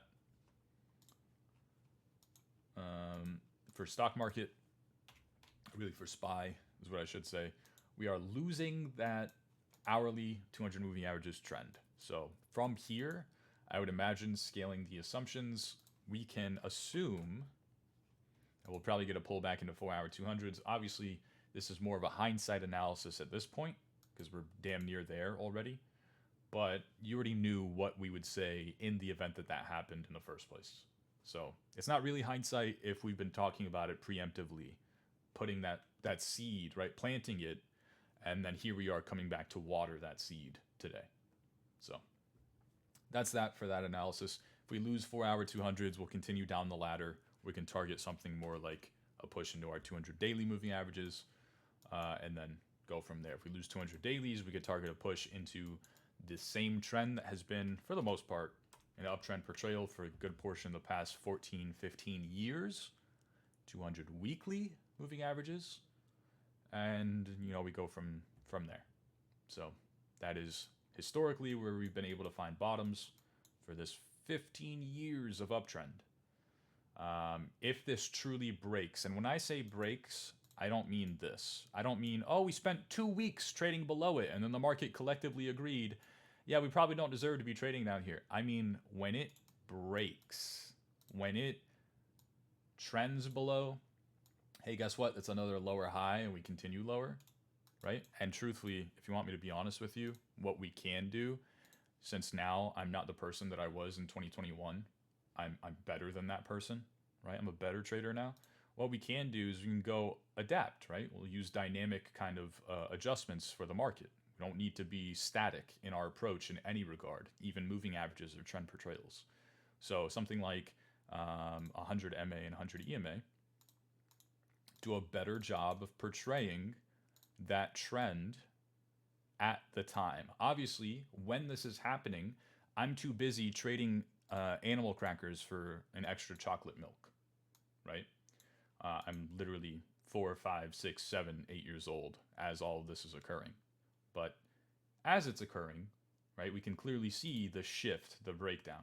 We can see the trend. So when we trend below those regions, maybe something resemblant of this kind of a market is possible, because if we were ever going to resemble this kind of a market, what do we have to do first? Well, we got to lose those 200 weekly moving averages, right? And then we can actually pertain this back to the 2000.com bubble as well. So we have EMA2, and we'll change this to 50. So EMA2 and MA3, these colors are hideous, but just bear with me. You can see that the 50 weekly moving averages portrayed that trend. So same exact kind of gist, right? When we trend below, not this is, maybe that's a fluke. We could call that a deviation, because technically it does bearish reject, make a lower low, and then we reclaim, right? So it's a breakout, it's a higher high, it's reclaims of local trends prior to that, high time frame trends prior to that. We reclaim that trend. Okay, we probably run it back turbo, right? Run this playbook back, part 2. And then we do. And then we break down, we're like, same thing, right? We broke down, we're bearish retesting, making lower lows, we're trending below. You can kind of see that same structure that we talked about for BTC, that slow bleed, the 3 drives, but it's not actually 3 drives. The bull div, but it's not actually a bull div, right? It's just lower highs. We're losing that trend, and we get that sell-off. And we continue, and we continue. These are all lower highs. These are all lower highs. We form a range, and then what happens? We break out of that range, and then what happens from there? We go on another multi-year-long uptrend. And then we run it back all over again. We break that trend, and we go lower. Same thing. What's the indicator where you have all the moving averages on the same indicator? It is the one by Vaporista. How do I show this to you guys? Hold on. First, priorities, right? I need to get my moving averages back on. Those colors are hideous. Is it I? No. What is it? What's the indicator? See? I know TradingView. Where is it? Where is it? Where is it? EMA/MA. Oh yeah, this one. So this is the one that I use. You could also use, another good one is Crown's moving averages. This one's good too. They're all the same. They're literally all the same. They're all calculated the exact same way. For a good portion there, I had the free version of TradingView only. So I needed one that had multiple moving averages all on the same indicator. So that's this one. Or Crowns, it's the same thing. Whichever one's easier for you to find.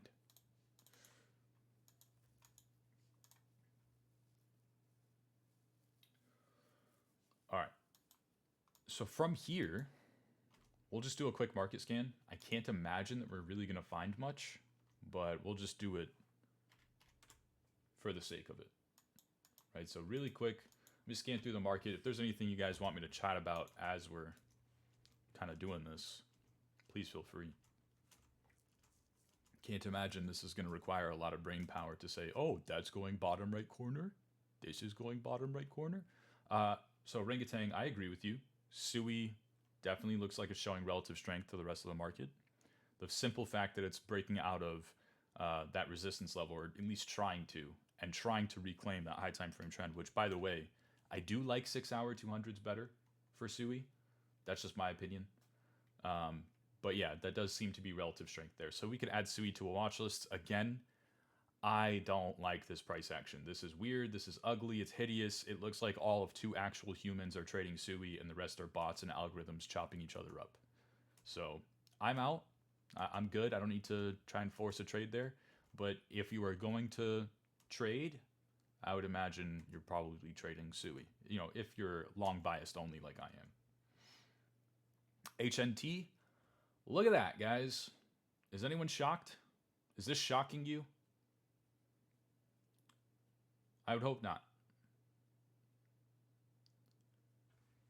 We said strength is strength. The stronger coins are probably going to outperform.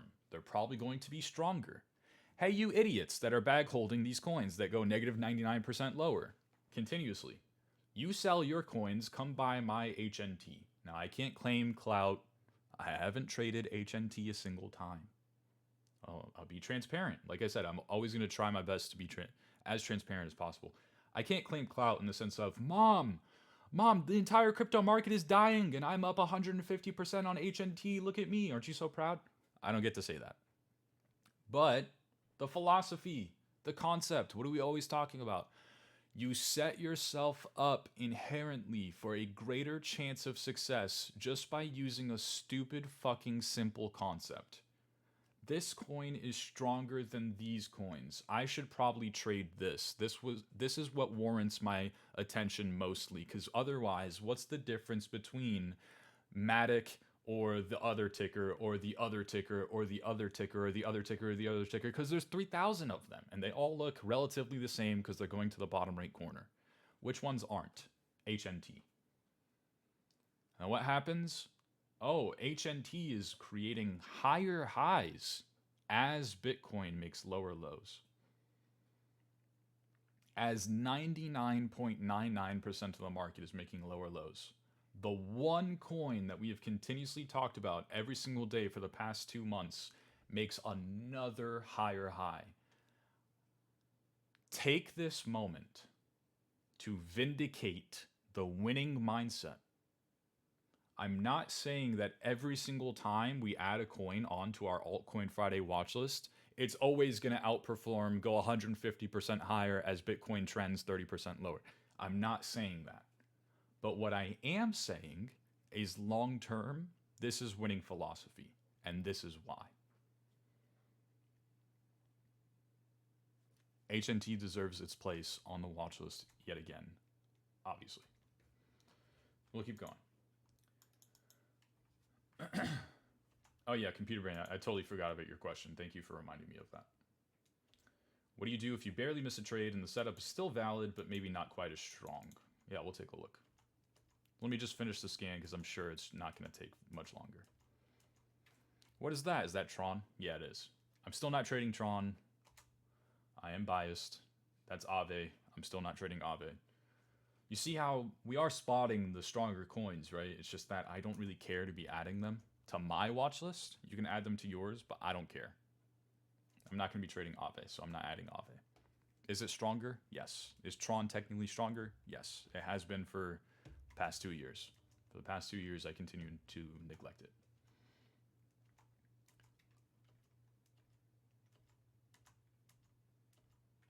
What was that? Some random ticker that nobody cares about. RDNT.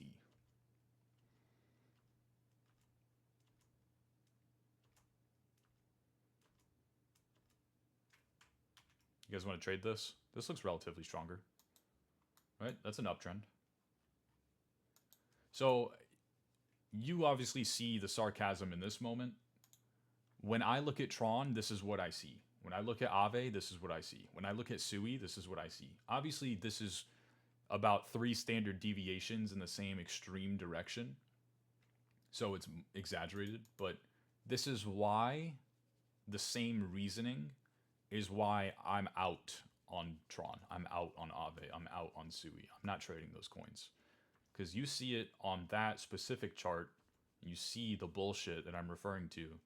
Then we go look at Tron. It's not as exaggerated, but it is, to me, in my eyes, it's damn near the same thing. So if you ever truly questioned my reasoning as to why I'm not trading those things, that would be why. So that's Sui again. It was just the USDC pair.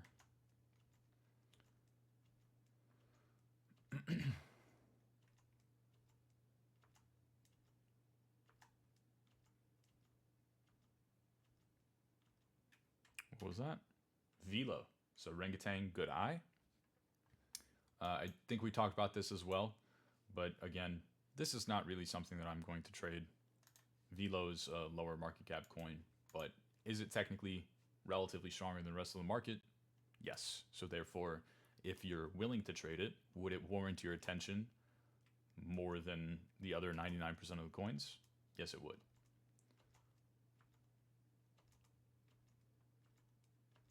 Which Velo isn't too far detached from like being something I'm willing to trade.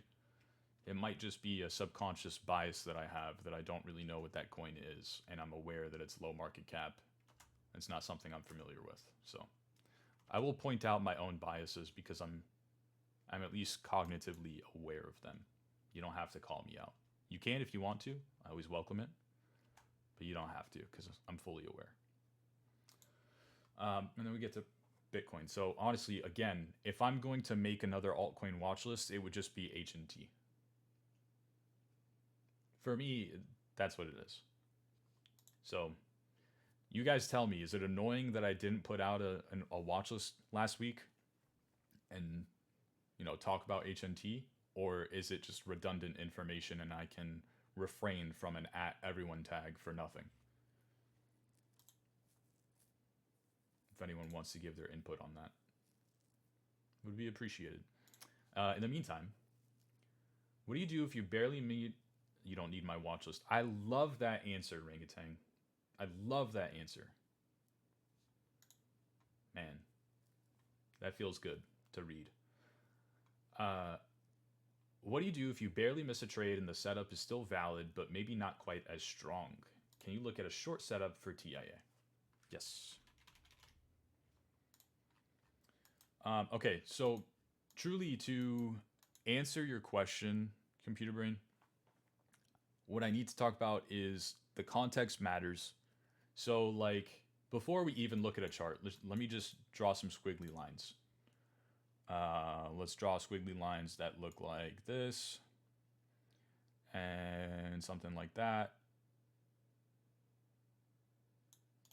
So let's say that this is a high time frame trend reclaim, right? And you're like, okay, I want to buy the high time frame trend reclaim so I can hide stop below structure. So the setup looks something along these lines, right?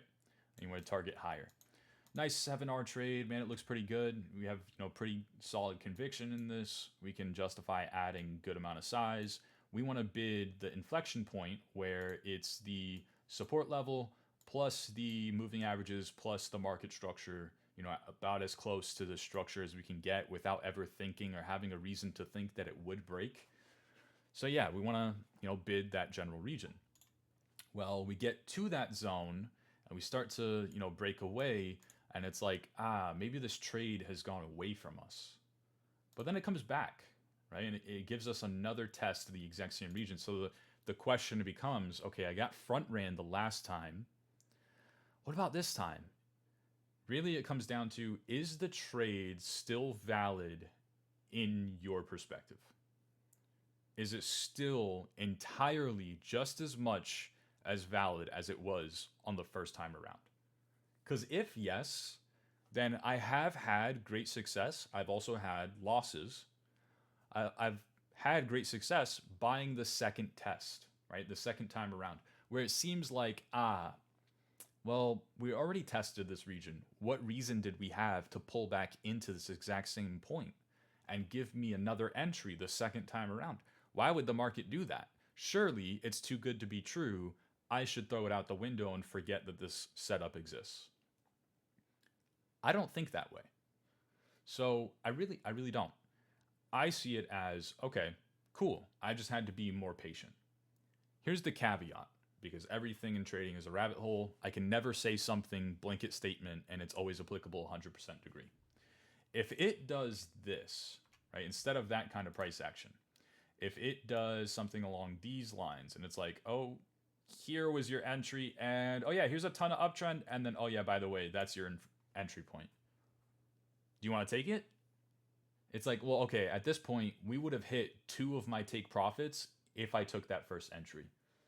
Now this market is showing a lot of velocity, slow bleed, whatever, right? Not very constructive price action. I don't have local trends, in my favor. I don't feel as good about it. That discretion starts to kick in and shakes me out of that setup. So if it's something more along those lines, then it's like, I might not be able to justify still taking that trade. But if it's still very much constructive, if it's like, okay, well, you wanted the trend reclaim, right? Well, here's your trend reclaim. Well, here it is again, right? Here it is again. If it's something along those lines, it's like, okay, it doesn't really matter whether I catch this move or that move. At least the market gave me my entry, right? It gave me what I wanted.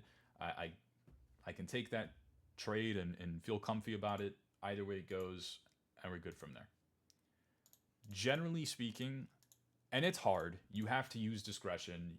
Just based off of that, I can see you typing. I haven't had the ability to actually read it just yet, but it's tough. You have to use your discretion.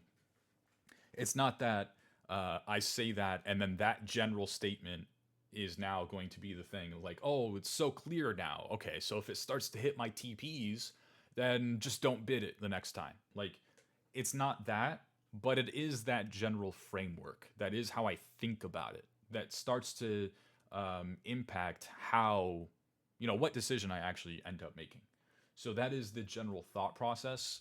And then obviously, I hate to say this, but every single event, every single time is going to be unique to itself, right? Based off of context, based off of whatever, right?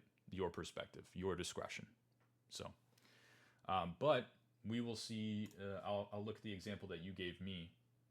Okay, so what you gave me, computer brain, looks exactly what I drew.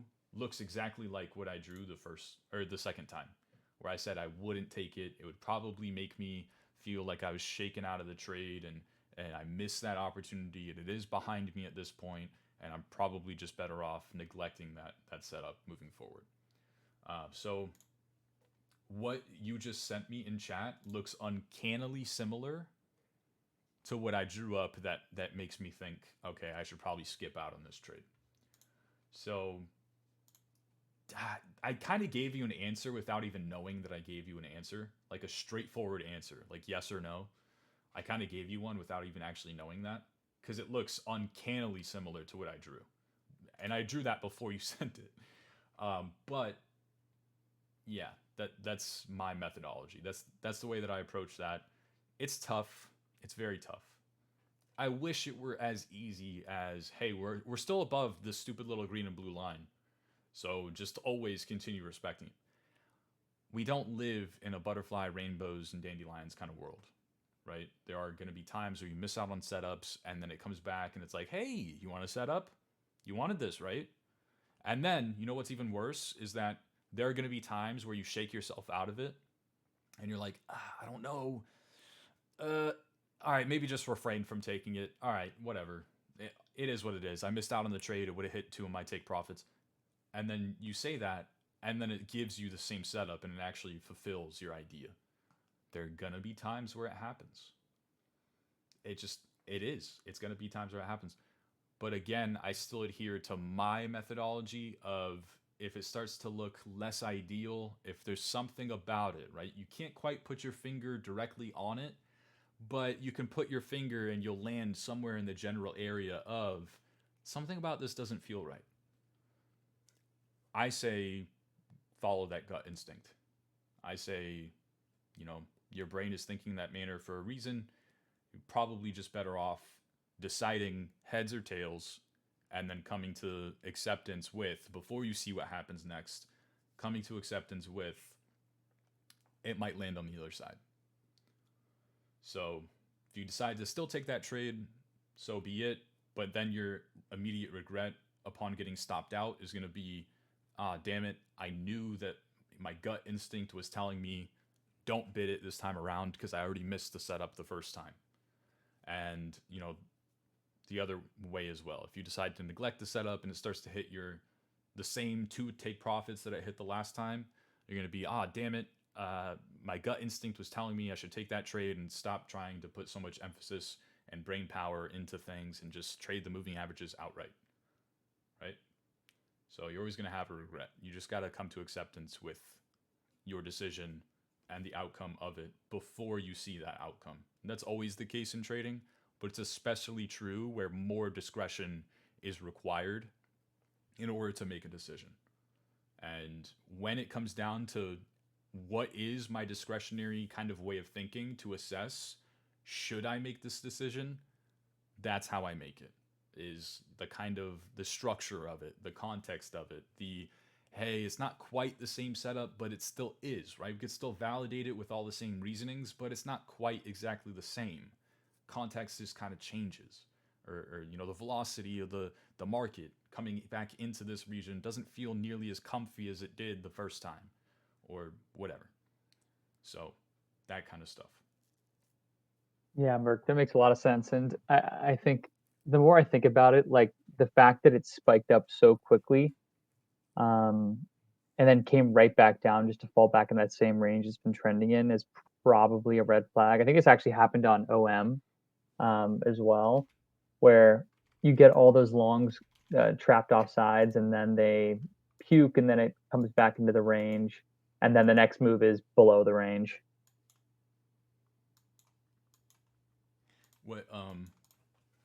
What specific piece of price action are you referring to for OM?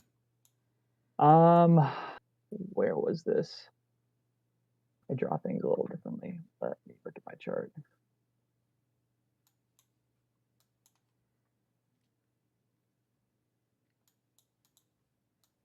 This is a crazy chart. At like 94.9 was a pretty key level. It bounced around there. It launched from 94.9 to over $1, and then it just tanked all the way down below 90. You're trading low I was time pretty frames. zoomed in. Yeah, Yeah, I was okay. pretty I zoomed in. got you.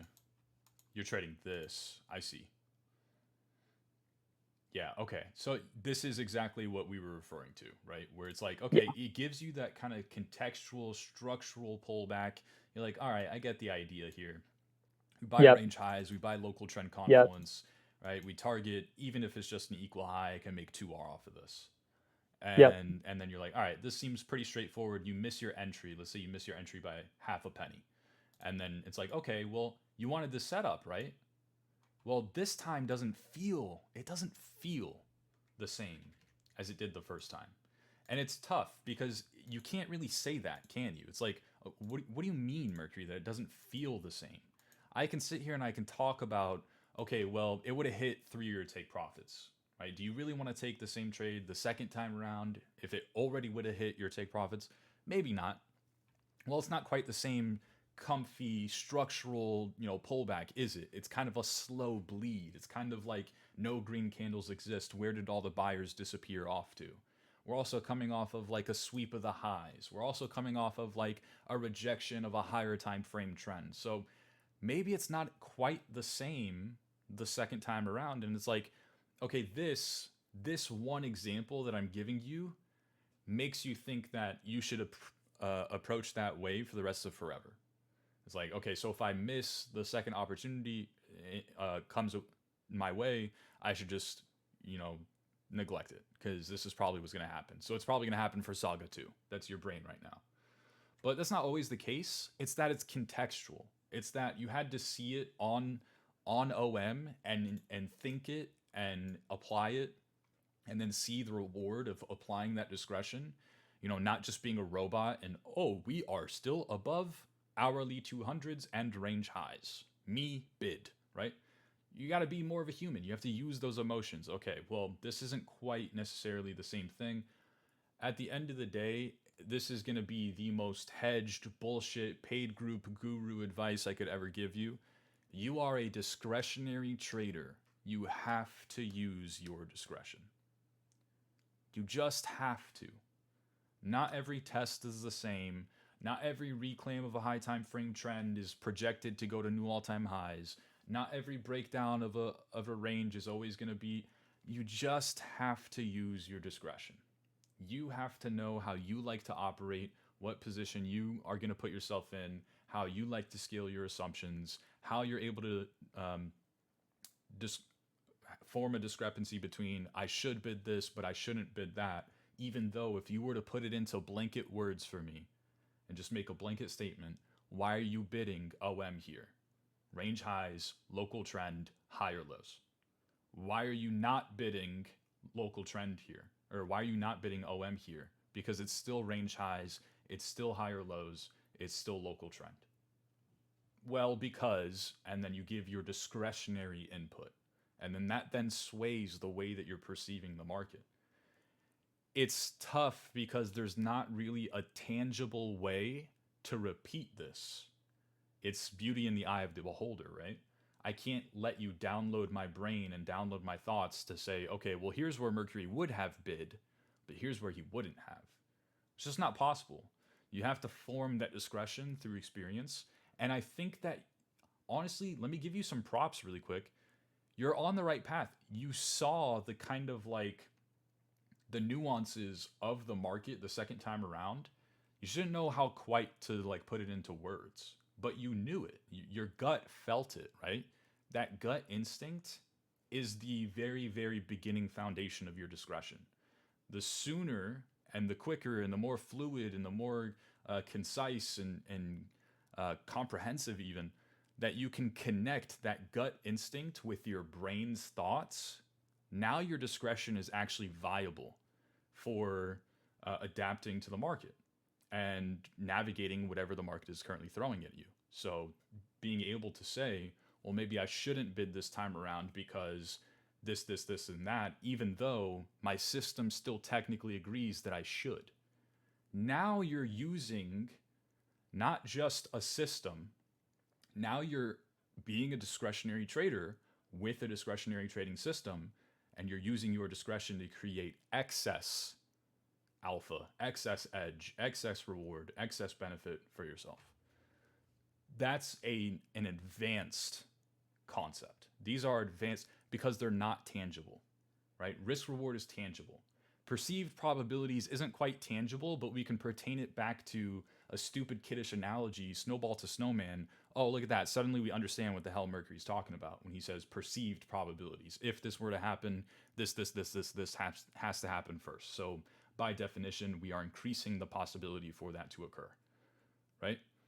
We understand that stuff. It's more tangible to us. When I'm discussing conviction, discretion, intuition, opportunity cost, right? All these intangible concepts, they're tougher to comprehend because you can't quite define it. You can't quite quantify it. You just can't.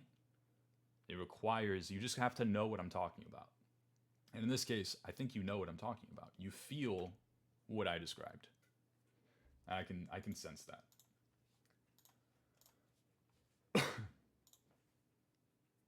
Yeah, Mark, thanks. I think I'm starting to for sure. Um, yeah, I think I'm gonna stay away for now. All right, man. Accept that decision. If that's the decision you're making, you flip the coin. Now, whatever side it lands on, it is what it is. If it lands on heads and you bet tails, well, guess what? Saga is just another stupid altcoin, just like the other stupid altcoins in the market, isn't it? And if it Yep. plays out, okay, look at that. Now your discretion is starting to become more viable, right? Just a tiny incremental. It's not, oh my god, I said that this might happen on Saga, and then the coin landed on tails. Look at that. Now I'm a genius. Now I'm alpha. Here's why this is going to be the bottom on Bitcoin. Because remember, I'm the genius. I know discretion. I have intuition. I have edge. Don't do that. Incremental. Okay, wait, hold on. I might be onto something here. Let me apply that same thought process the next time around, see where it gets me. Oh, it didn't work that time. Oh, it worked the next time though. Oh, it worked the next time after that. Wait, so far I'm 3 for 4. That's pretty good. And you keep going in that manner. And all of a sudden, you have 100 examples, right? Sample sizes under your belt, and you're like, wait a minute. Out of these 100, I'm 69 out of 100, right? Wink, wink. I'm 69 of 100. Look at that. Wait a minute. Hold on. This is alpha. This is edge. This is using your discretion for excessive benefit. Hold on. I don't need to be, oh, we are above green and blue line. Me bullish, right? We don't need to be that. We can add a little bit of context. We can add that gut feeling. We can add that intuition. Because look what I've created for myself. Now I have that experience. That's how you form edge. You create edge. It's earned. It's not just like suddenly achieved. So I'm even like catching myself using losing philosophy on this one too. I just realized that I was like going back on what I thought the moving averages were. When I first drew it out, I was like, all right, 15-minute is definitely the low time frame. And now I'm looking at it again and I'm like, ah, no, I was wrong. It's actually 30. And then yeah, I'm just like, I no, I was right the first time. Like I'm saying that so that I can feel more justified taking this trade, which is like just a shit way to do it. yeah. It is. It's very dangerous. Adapting to the market in more ways than one, because it's very easy to lull yourself into, okay, wait, I should be using this, and then a little bit of price action plays out, and you're like, wait, wait, wait, no, I need to be using this, and then it starts to disrespect your new analysis. You're like, wait, wait, wait, no, I need to go back to it. It gets you know very dangerous. But I would just say to that, make sure that you're adapting in hindsight. Make sure that you're using whatever you're using to get you to wherever you want to be, and then even if the destination, right, even if the price action is not necessarily what you wanted it to be, at least you were able to navigate it fluidly. And then in hindsight, you can actually go back and say, okay, so I should have been using this instead. This looks to be more efficient. Here's how I'll navigate it moving forward. And then until that new analysis starts to become, oh, wait a minute, this is now getting absolutely obliterated. In hindsight, I'm actually better off saying that this is a range, right? Or maybe this is the new trend, or maybe go back to the old trend. And so I've done this before countless times over. You see me do it all the time. Mercury, how come one day you're talking about this moving average, this trend, but the next day you're talking about the other one? And it's like, because I'm always adapting, right? And it's not the next day, but back here, actually, I was actually saying 4 hour 200s for Bitcoin, because that was the trend that I was using to navigate to the downside. And so in hindsight, 4 hour 200s are totally fine. There's nothing really wrong with these. At the time, though, I actually saw this as a breakdown. I saw that movement as a breakdown. I applied my context, I scaled my assumptions, right? I applied my winning philosophy to say we probably go back down to range lows. Well, we didn't. And then we reclaim that region and we come back down to the 4 hour 200s, and then I'm confused again, and I'm like, is this is this the pullback retest, or I don't I don't really, what's happening here, guys? Well, in hindsight, we go to 6 hour, and a couple people in the Discord were actually calling this out in real time. Oh, wait a minute. This might be a more efficient way of portraying what the hell's currently happening on Bitcoin. Oh, okay. Now we understand. In hindsight, I'm able to apply that analysis. Okay, so maybe moving forward, we can use 6 hour 200s. And then it starts to become, okay, nobody gives a shit about your 6 hour 200s, bro. So we got to adapt again. Okay, if I want a more actionable analysis, what am I going to say? Well, only 2 hour 200s are really applicable. So that's currently my high time frame trend. We adapt, we adapt, we adapt, we adapt. But it's always in hindsight. We get ourselves about as good as we can possibly get using what we've dealt ourselves, because you always deal yourself in the market. So we use our cards that we dealt ourselves to get us to wherever the market ends up going, right? And then in hindsight, we have the luxury of saying, okay, so maybe because this, and this were more applicable in hindsight, maybe we can use that moving forward to our benefit, and that will be, that'll provide some more clarity to us, and a more fluid kind of thought process, and hopefully a more fluid execution as well. So it's always going to be in hindsight you're adapting. Otherwise, The issue that you run into very, very easily is okay, so I need to be using 2 hour 200s. And then, oh, wait, actually, no, 4 hour 200s still look pretty good because those are right here. Oh, wait, actually, no, 8 hour 200s look pretty good. Wait, no, 12 hour 200s look pretty good. Wait, no, 200 dailies look pretty good. Wait, now we're at support level, right? Wait, now we're at this support. Wait, now weekly 200s look pretty good. Wait, now there's a 3 day bull div on the.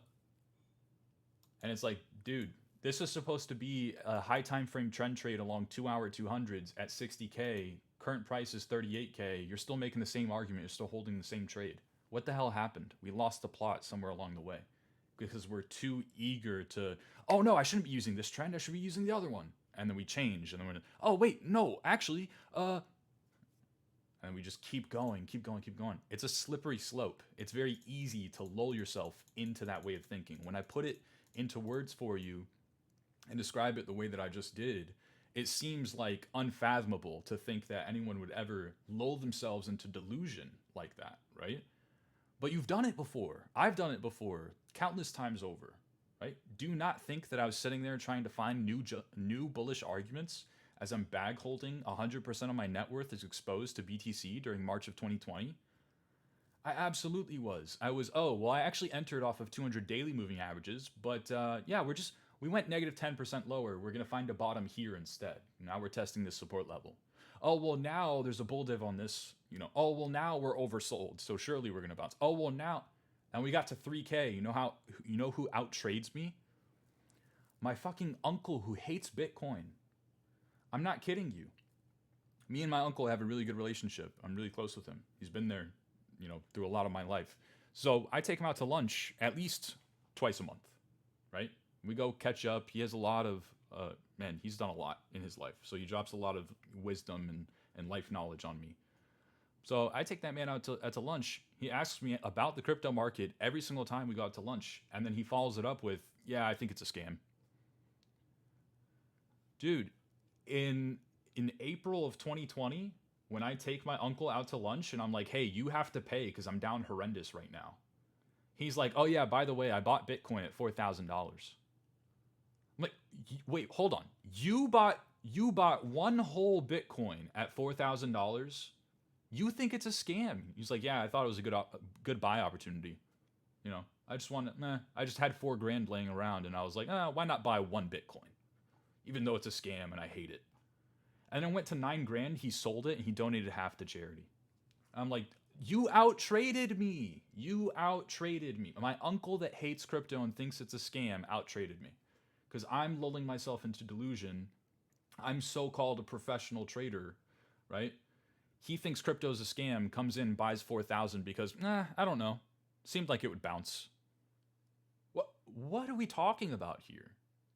Winning and losing mindsets. It's very, very easy to lull yourself into delusion. A good way to do that is to be eager to shift.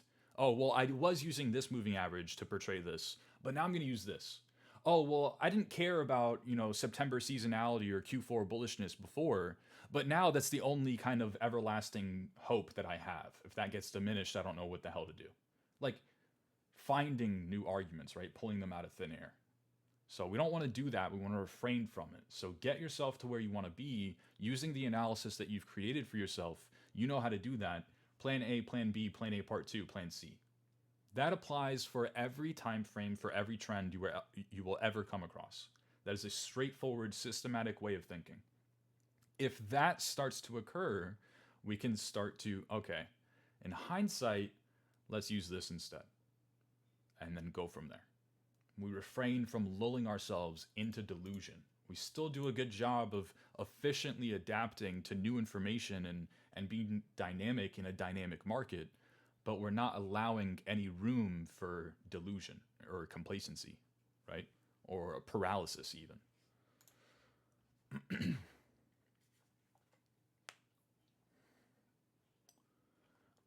Let's see.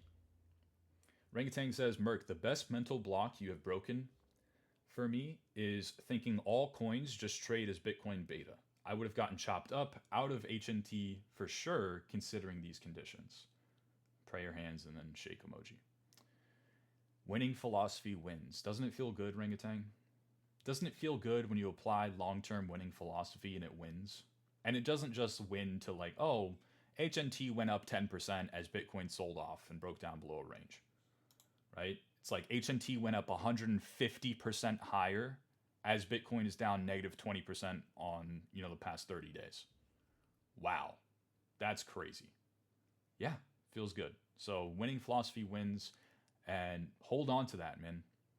Because Rangatang, just as many times as you say, oh, this is a relatively stronger coin, maybe it gives 150% rally as Bitcoin downtrends, there's going to be equal amount of times where it doesn't do that. And you're going to be like, oh, okay, I'm a loser, I'm an idiot, I need to stop thinking this way for the rest of forever.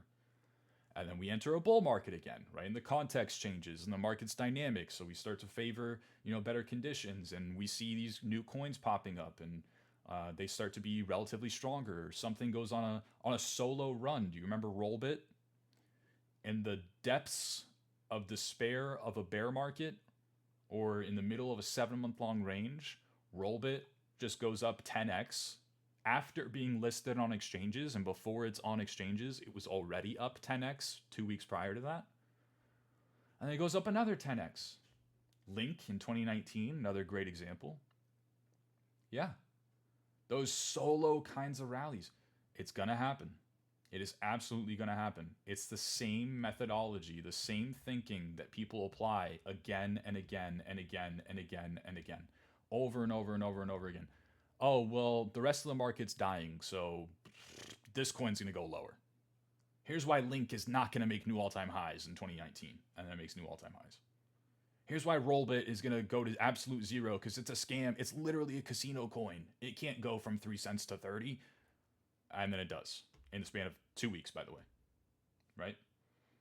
So yeah, it's gonna happen again. There are still people to this day, believe it or not, right? They might be damn near extinct at this point. We might need to check up on their numbers, but there are still silver maximalists that will die on that hill and say silver is more scarce than gold and deserves to be higher valuation than gold. Sell your gold, buy silver. Even though, dating back for centuries, this has never been the case. People will always think the same way. The market, more or less, is always going to abide by the same winning philosophy and losing philosophy. The only variable there is time. Time. The more time that it goes on, the something about winning philosophy. Listen, we're 2.5 hours into the stream at this point. My brain is like running on fumes. Okay? You get my point. But no. Winning philosophy is going to win over time. So adhere to it. Use this one example as added vindication. Because before Rangatang, right, you're just faking it until you make it. You're like, okay, I hear what you're saying, Mercury. You've presented that argument in a way where it kind of makes sense to my brain. I can justify holding my HNT position as, the rest of the market looks like complete garbage. Sure. Why not? Right? I'll give it a shot. And you apply that philosophy and you see HNT go 150% higher. What's the first thing that I said when I looked at that chart? Use this as vindication. This is a prime example of exactly what we're talking about when we talk about winning philosophy. And it's repeatable. It is repeatable. Is it quantifiable? No. How can you quantify relative strength? You can't really. It's kind of hard to be able to do that. I'm not a quant, so I can't really tell you what the answer to that question is. But we can repeat the same methodology, the same concept, the same discretionary way of thinking and approaching to the market. We can repeat that over and over and over and over and over and over and over again. If you don't believe me that we can do that, go back to October 2023 of the Friday altcoin watchlist and you tell me if I'm lying or not. Go back a year ago in that same channel and you go see, did we or did we not use this exact same frame of thinking to catch the stronger coins in the market before we knew that they would be the stronger coins in the market? It's all there. Use that as vindication to get you in the right blueprint, the right frame of thinking for a winning mindset, and then use that fake confidence based off of the blueprint that I've provided to you in the form of look at the track record, with this exact methodology, use that to fake it until you make it, to apply something so that you can adhere to winning philosophy, because you'll experience the wins. You'll experience what it's like to actually apply that, way of thinking and benefit from it. And you'll know what it's like to apply the same way of thinking and lose from it, to be wrong. And you'll see time and time again over time how winning philosophy wins, regardless of, oh, well, okay, Mercury, you're so conveniently talking about how you mentioned HNT, but you're so conveniently leaving out the other coin that you mentioned that went to zero. Well, okay, sure, whatever, right? Maybe that's the case, but did that coin not invalidate your setup, lose structure, break trends, blah, blah, blah? And then you would have given up that argument, right? You would have adapted. You take that one loss, you walk away, you cry about it for 5 minutes, and then you get over it. What happens if that coin actually did what you wanted it to do, what you thought it would do? Oh, you make 5R. Okay, there you go. Congratulations. You're now a winning trader long term. So, HNT is a promising candidate for a link or LB-ish run. Well, maybe so. I don't know anything about fundamentals or anything like that. I just know the coin was going towards the top right corner when other coins were not. And it continues to do that.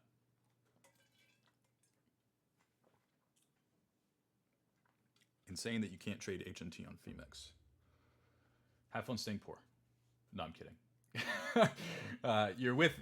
We're in the same boat, man. Have fun staying poor. I'm on Bybit as well, but I'm not trading HNT, so it is what it is. I have to say, I guess I never thought of this, but I'm starting to inquire more about myself today. Neji brought up a good point earlier that kind of probed some thinking on my end about subconsciously, do I still believe in like a 2025 bull market or whatever? And I'm thinking about it now, and maybe I'm not as eager to be trading these coins because I have a wedding coming up, and I know that October is going to be a crazy month for me. It's going to be crazy. I think out of October, I'm going to be here, guys, for like 7 days. So that means that you might get 3 streams from me in the entire month of October. Irregardless, which by the way, irregardless is not a word. Regardless of whatever the market looks like. We could be full-fledged bull market, making new all-time highs. And I won't be here. I'm going to be having a wedding. I'm going to be on my honeymoon. Then I have another business-related thing that I have to go attend to for a couple days. Then I have a friend's wedding that I have to go to. Then I come back from my friend's wedding. The next day, I have to go to my sibling's baby shower for my nephew. So I'm literally not going to be here. Like 23, 24 days out of 31 days in October. But maybe that has something to do with it. Maybe I'm less eager because I've just gotten kind of lulled into doing nothing at this point. And the nothingness that I foresee for myself in a month. Maybe. I don't know. I have to think on that. I'll get back to you guys.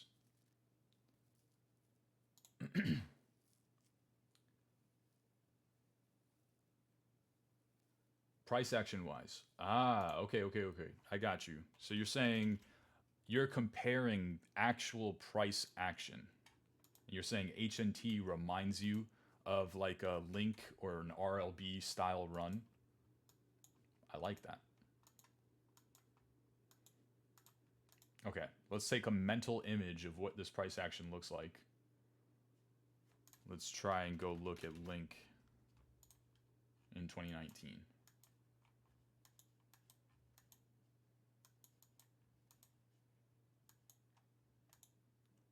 Like somewhere over here. Maybe like if you were gonna fractalize it, maybe it's like there. Is that what you're thinking? Let's go take a look at RLB. Where's the most price history for RLB? I don't know that. Yeah, I don't know that we're gonna be able to actually see it. Okay, I see what you're saying though. When is the wedding? I don't want to give you guys an exact day because people are weird. I'm not gonna lie. People will literally stalk me. But it is the second week of October, so I'll tell you that. And thank you for your congratulations. I appreciate you. You're timing the bear market perfectly. It looks like. Don't say that. Do not, do not manifest that upon me. Darkly, I got to go back to your question. Would you say it's a good idea to do a risk on, risk off approach for managing spot bags with your trend trading system, using high time frame trend reclaims and inflection points, or would you recommend going a different route? So, Darklight, I do that. Um, there are three separate Mercuries. Okay, there's derivatives trader Mercury, who's like, oh, okay, I see this, local trend retest. I'm going to target a 20% move higher into a high time frame downtrend or into an inflection point or into the range high, right? Or whatever. And I take that trade on derivatives and I'm using my trend trading system. There's investor Mercury that's like, hey, I love Bitcoin. I'm going to own spot bags of Bitcoin for the next 7 years, and I don't care what price is at. It could be 3,000, it could be 60,000. I'm not going to touch it, right? I'm just going to add more over time, or at regions where it makes sense for me to, or I'm going to ask to be paid in my salary in Bitcoin, for these crypto companies and groups and whatever. So there's derivatives trader Mercury, there's investor Mercury, I guess, not trader Mercury, and then there's swing trader Mercury. That okay, well, I think Bitcoin is going to go on a 40% rally from here, a 60% rally. We're reclaiming high time frame trends. We're deviating back inside of high time frame ranges. We're doing this. We're doing that. I have reason to believe high time frame ideas will come into fruition towards the upside. I'm still using my trend trading system. I'm still allocating spot positions to those assets at that time, and I'm gonna play it in that manner. So, like, an example of this is like um, when I'm playing something like RNDR, I believe my position was around $5. So, a high time frame trend reclaim, a structural shift in our market structure, and pinpointing that region to say, well, if we were ever going to find a higher low, somewhere higher than this low, right? Because even a 4-year-old knows this is headed to the top right corner, but that's not a good analysis. Is it an analysis? Is it proper? Sure. But is it a good one? Nah, not really. How do we pinpoint it? How do we make it more precise? How do we add more validity? How do we add conviction, right? And execute on that analysis that we're making. Oh, okay. So high time frame trend reclaim, 4-hour 200s. I won't zoom in, but just believe me, they look like this. Okay, that's what 4-hour 200s look like. Okay, so high time frame trend reclaim, breakout of a local range, and we're uptrending in daily structure. Okay, so if there were ever a place for RNDR to find a higher low and resume upwards into what's the next resistance level? Oh, wait, there isn't one. Into new all-time highs, this is the place to do that at. Okay, let me go log into my derivatives trade account so that I can hold this position for the next 3 months and pay a bunch of funding on it. No. I'm going to buy a spot bag of RNDR. I'm going to manage it that way. We start to break down below high time frame trends.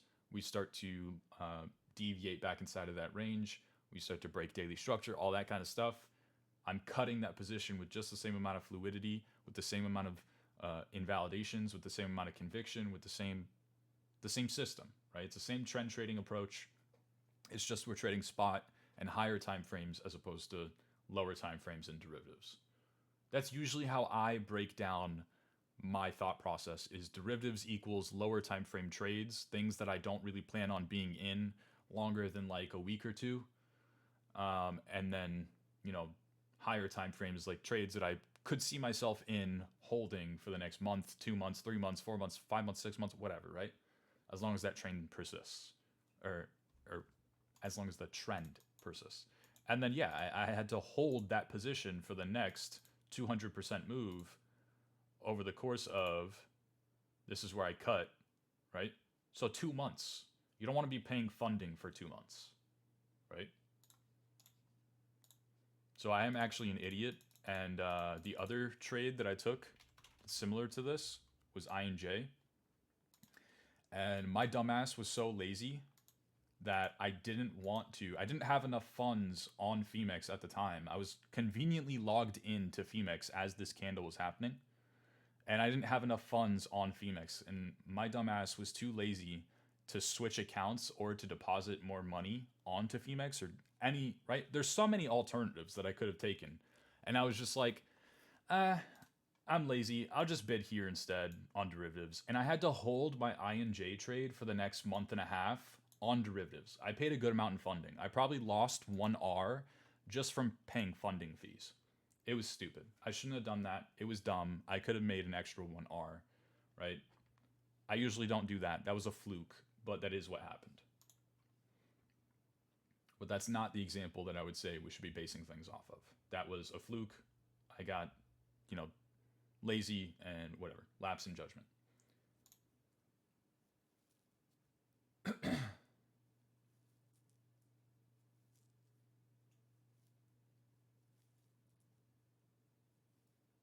Me and your sister are getting married around the same time. That's awesome, man. Congratulations to you and your family as well. That's exactly what I wanted to hear, how I imagined it. Nice. Cool, cool, cool. Am I missing anything, guys? We had a lot of chatting today. I want to make sure that I'm not skipping over anybody. If I am, please just remind me.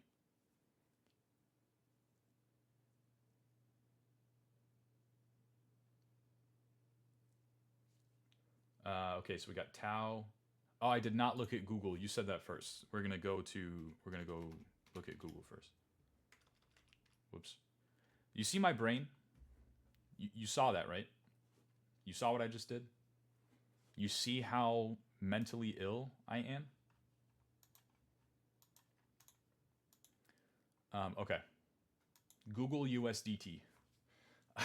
So, Google's breaking down below 200 daily moving averages. I would say that this is a very fair trend portrayal. So the fact that we're losing this region does not really add comfort to me that Google is going to continue uptrending anytime soon. Obviously, we can get a move, like this, whatever, is possible. Absolutely. We can adapt to that, though.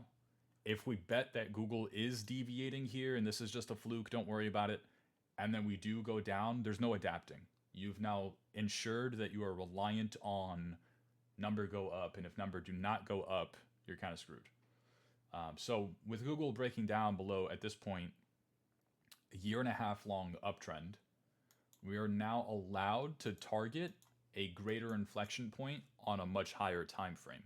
So maybe we have to zoom out to something like a weekly chart, and then we can see the most actionable analysis or the most applicable analysis where we can scale into.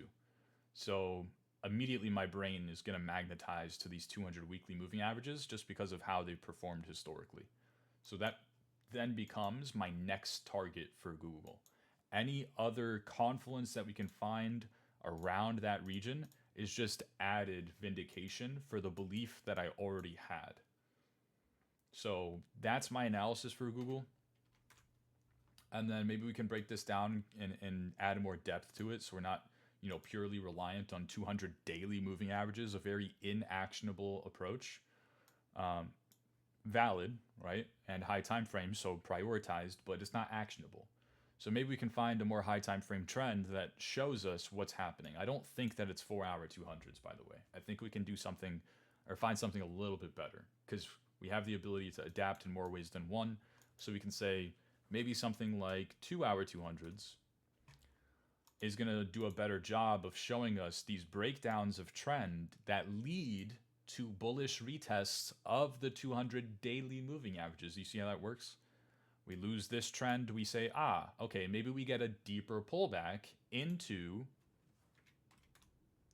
200 daily moving averages than we do. And we're like, do I want to bet here? And you have that luxury. And let's say you bet, and now you're winning because we reclaim that high time frame trend. And then we chop it up, actually. We chopped up those 2-hour 200s, but from that chop, we then expand upwards. And then what trend gets respected all over again? When we manage to expand upwards after chopping up a little bit sideways, 2-hour 200s. What trend then shows us the clear, maybe we pull back into our 200 dailies again? Those 2-hour 200s, right? So we go back out, same thing. So, and I would imagine it's the same thing as of recent as well. So, not quite the most efficient trend, but still very, very respectable. Obviously, we would have added more depth to that analysis in this environment because we would say, okay, we're not even caring about the 2-hour 200s. Currently, we're only caring about 30-minute 200s. Then we break down, we're like, okay, maybe we retest those 2-hour 200s, we reclaim them. All right, maybe we're back to uptrending along 30-minute 200s, right? You see how mentally ill I am, right? This is not a fluke. This is my brain has been using these moving averages for 4 years. And even when it comes to the stock market, I can predict what trend is being best portrayed. So, yeah, once you get to that level of mental illness, I'm sorry.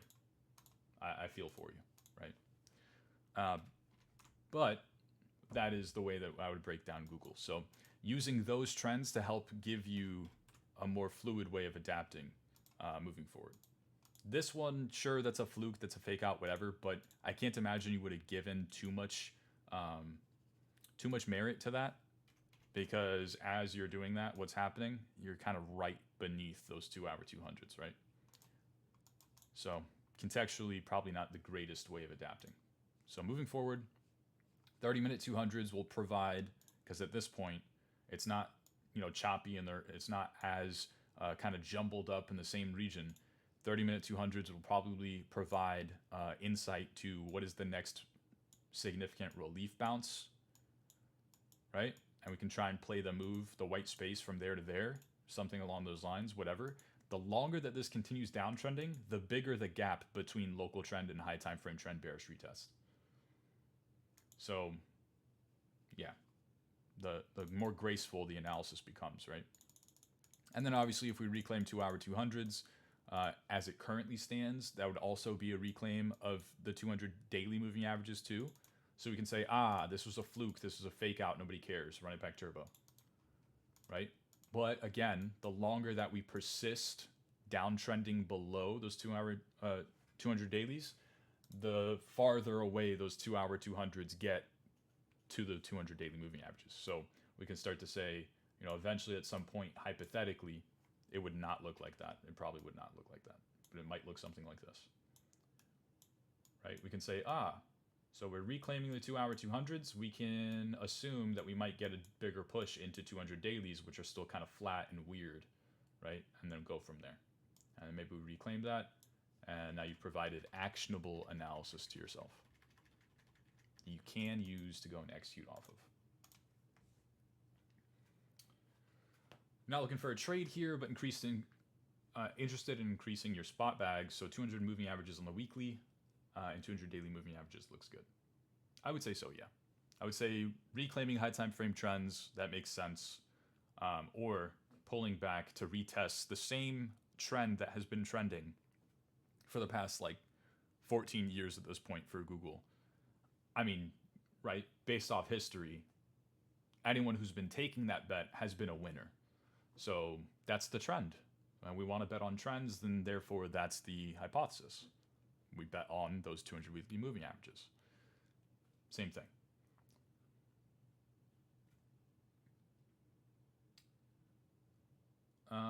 Okay, so we got Tau. We want to look at a TIA short. Figure It Out says, after the stream, I'm starting to think there's a possibility that we're in a bear market because the consensus is bull market, and the thought that keeps coming to my mind is Buffett sitting in all-time highs and sitting with all-time highs in cash was a great stream today. It opened my mind to this possibility. Okay. I like that I opened up your mind to that possibility. I hate that it only happened today. Do you hear what I'm saying? I like that you're starting to open up your mind to new possibilities, new outcomes, right? I hate that it only started today. It's never too late to start being, a rational, level-headed market participant that's not caught off guard by normal market movements. It's never too late to start adhering to long-term winning philosophy and being balanced and right, practicing all the beliefs that we preach every single day in these streams. It's never too late to do that, but I hate that it only just started today because it's not something that is unique to today. It is something that is repeated time and time and time and time and time and time again, that anything can happen, nothing's impossible, account for this, and that. It's something that's repeated, and it just so happens to be that today was the breaking point for you, which is good. Everyone's going to have to, get to that breaking point in order to start adhering to that longer term philosophy, this so they can be grounded, but, you know, sooner the better, essentially. And I can't, we had a lot of discussion today, um, but I don't think that I've said anything exemplary and specific that is unique to today that hasn't been repeated in previous streams. You know? That's my take. If you see it differently, feel free. You can tell me what was different about today. But to me, it just feels like I'm a broken record.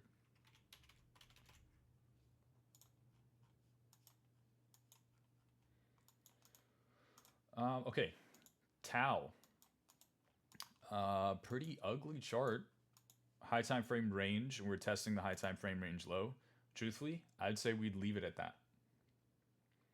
We're testing high time frame range low. We obviously are maintaining a downtrend on the higher time frames. So similar kind of context to this range. We're ranging, we're coming back to the range low, but we obviously understand what the greater context is. So that's the analysis for Tau for me. I'm not interested in this. Something like 12-hour 200s might be a good, very high time frame trend portrayal. Obviously, this is a little bit of a fluke out, or a fluke, or fake out, or bull trap, or market manipulation, whatever, right? Universe hates you, whatever you want to call it. The only context that would have put you off is that we're still below that higher time frame resistance. Truthfully, if I'm being honest, I probably would have scaled assumptions to say that this resistance is no longer going to matter because we were able to reclaim that very high time frame trend. I'm just being transparent. I don't need to fake wins and pretend like I would have said something that I wouldn't have. There's enough of me saying things that, and then they actually become true.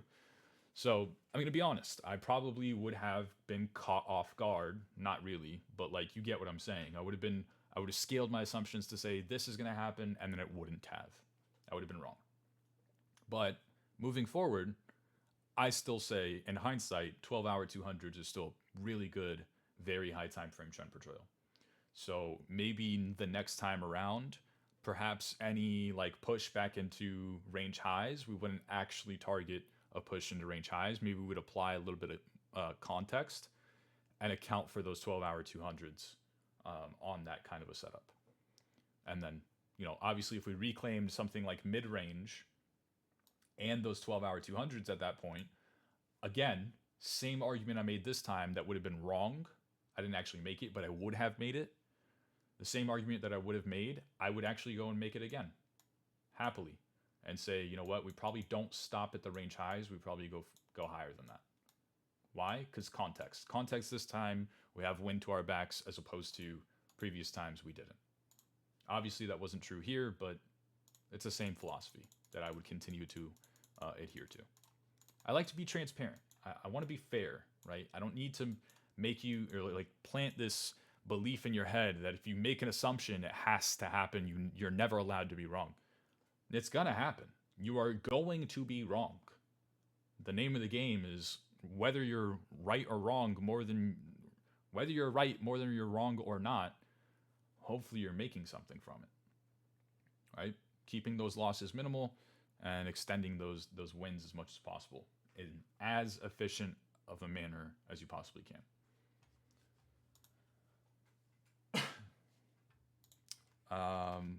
We also have Computer Brain wants us to look at a TIA short setup. Maybe 12-hour 200s are a very high time frame trend for TIA as well. But in the meantime, I have been using 4-hour 200s, which unfortunately have been getting chopped up as of recent.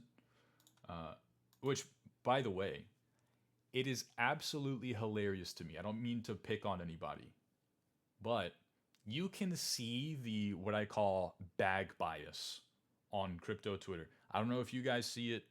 Every time Celestia starts to pop 20, 30%, suddenly everyone comes out of the woodworks to let you know that Celestia is pumping 20, 30%. And like they start flexing their P&L cards, right?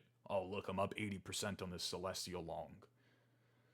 I don't know. Like it's very obvious to me that these people still have bags of Celestia. And guess what? I do too. But I'm not sitting here pretending that this is a bullish looking chart. This looks like garbage.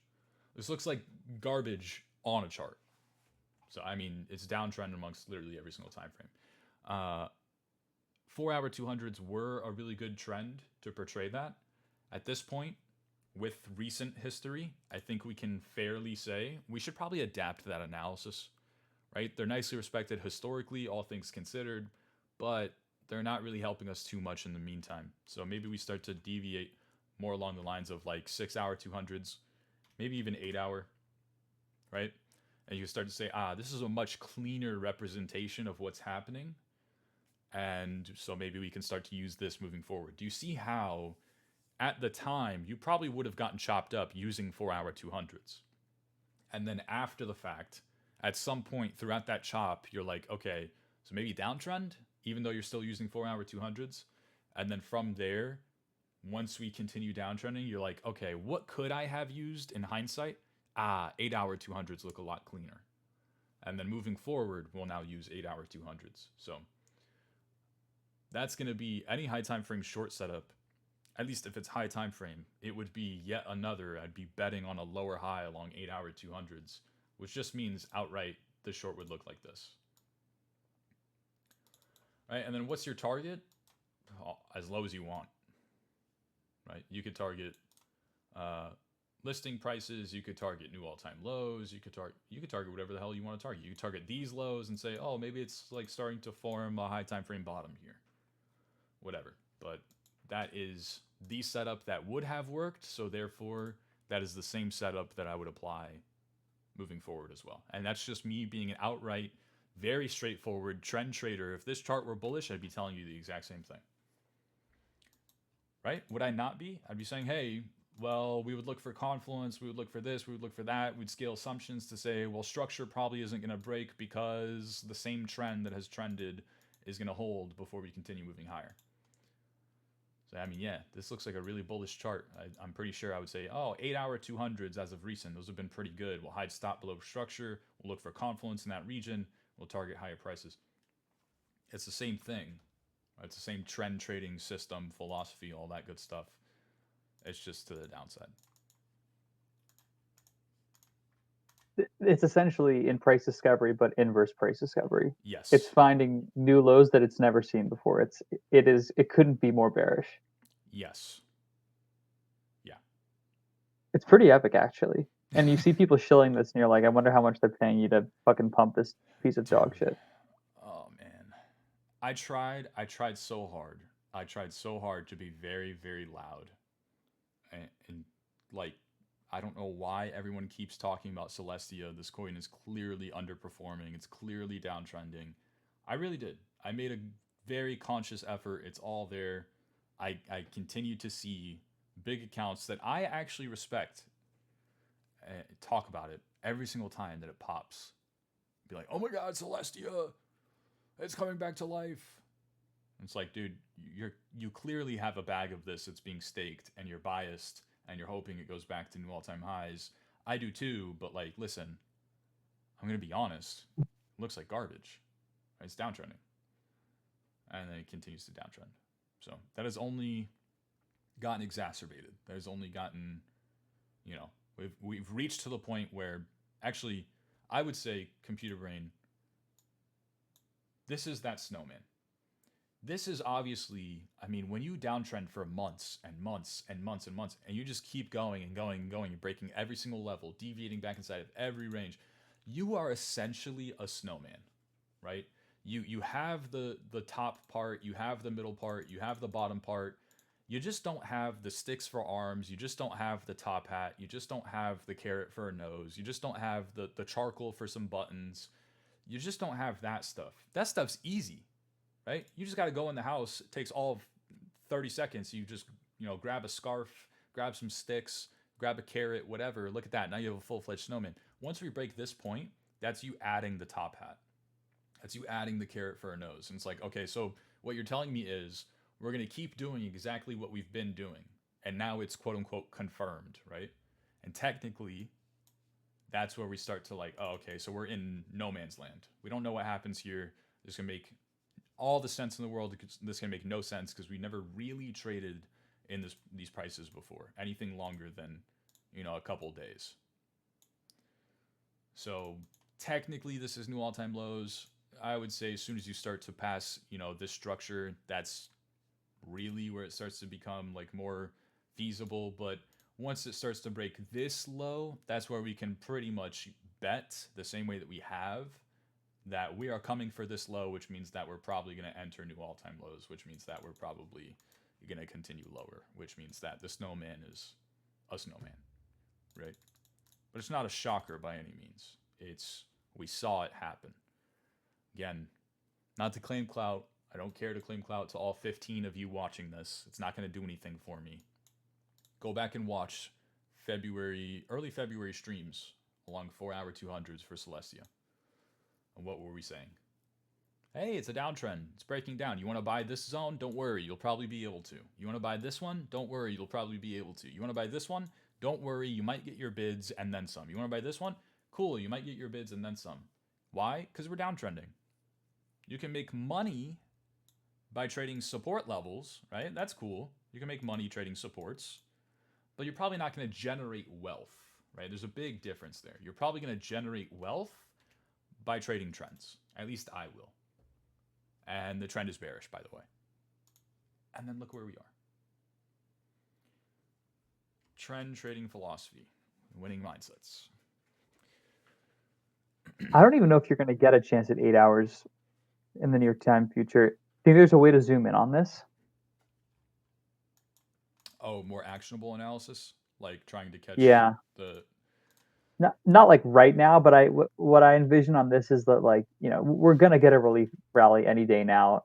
It'll probably be a nice pop on these shitters, and then you want to short it again. So for so that, then your trigger is the bounce, and yeah. For that, I would look for what is the local trend that has been best respected before we start to chop sideways.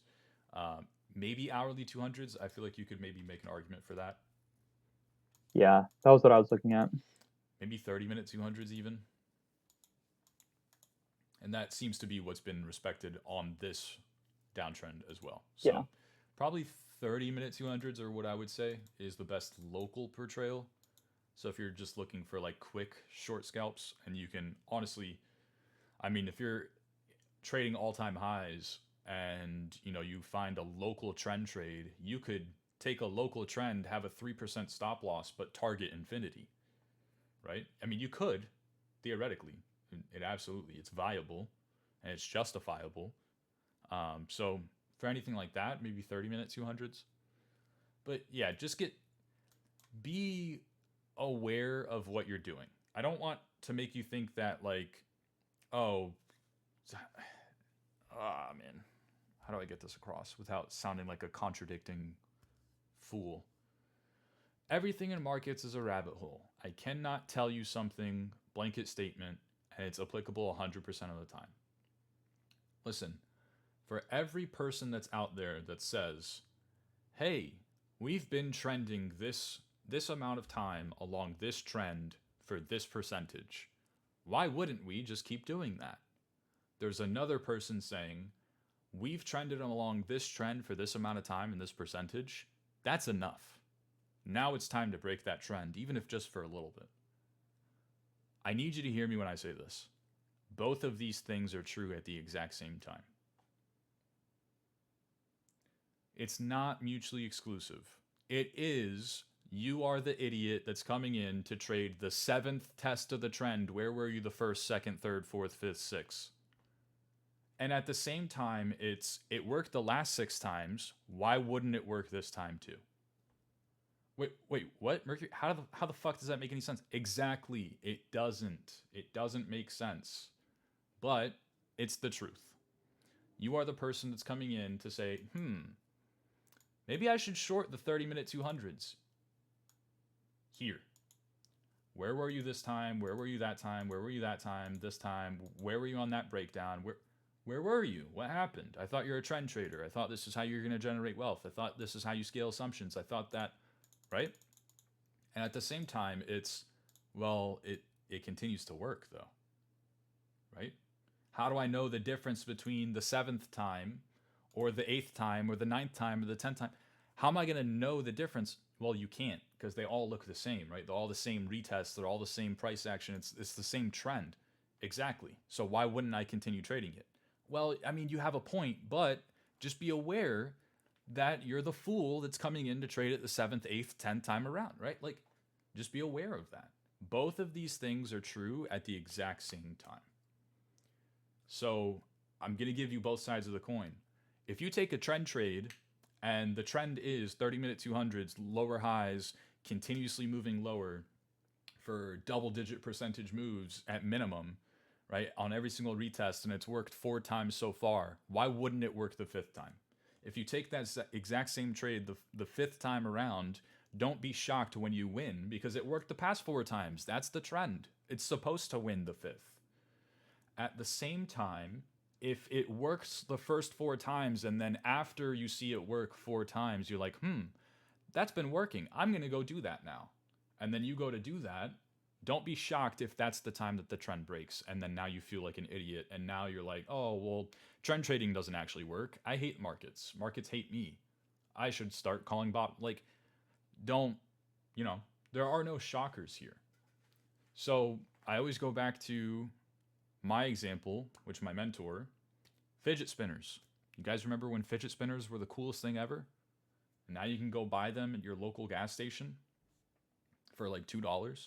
Nobody cares. Nobody wants them. There's way more supply than there is demand. They're not a fad anymore, right? TikTok isn't talking about fidget spinners. That's not happening. But when they first got introduced to the Western world, man, they were selling like hotcakes, right?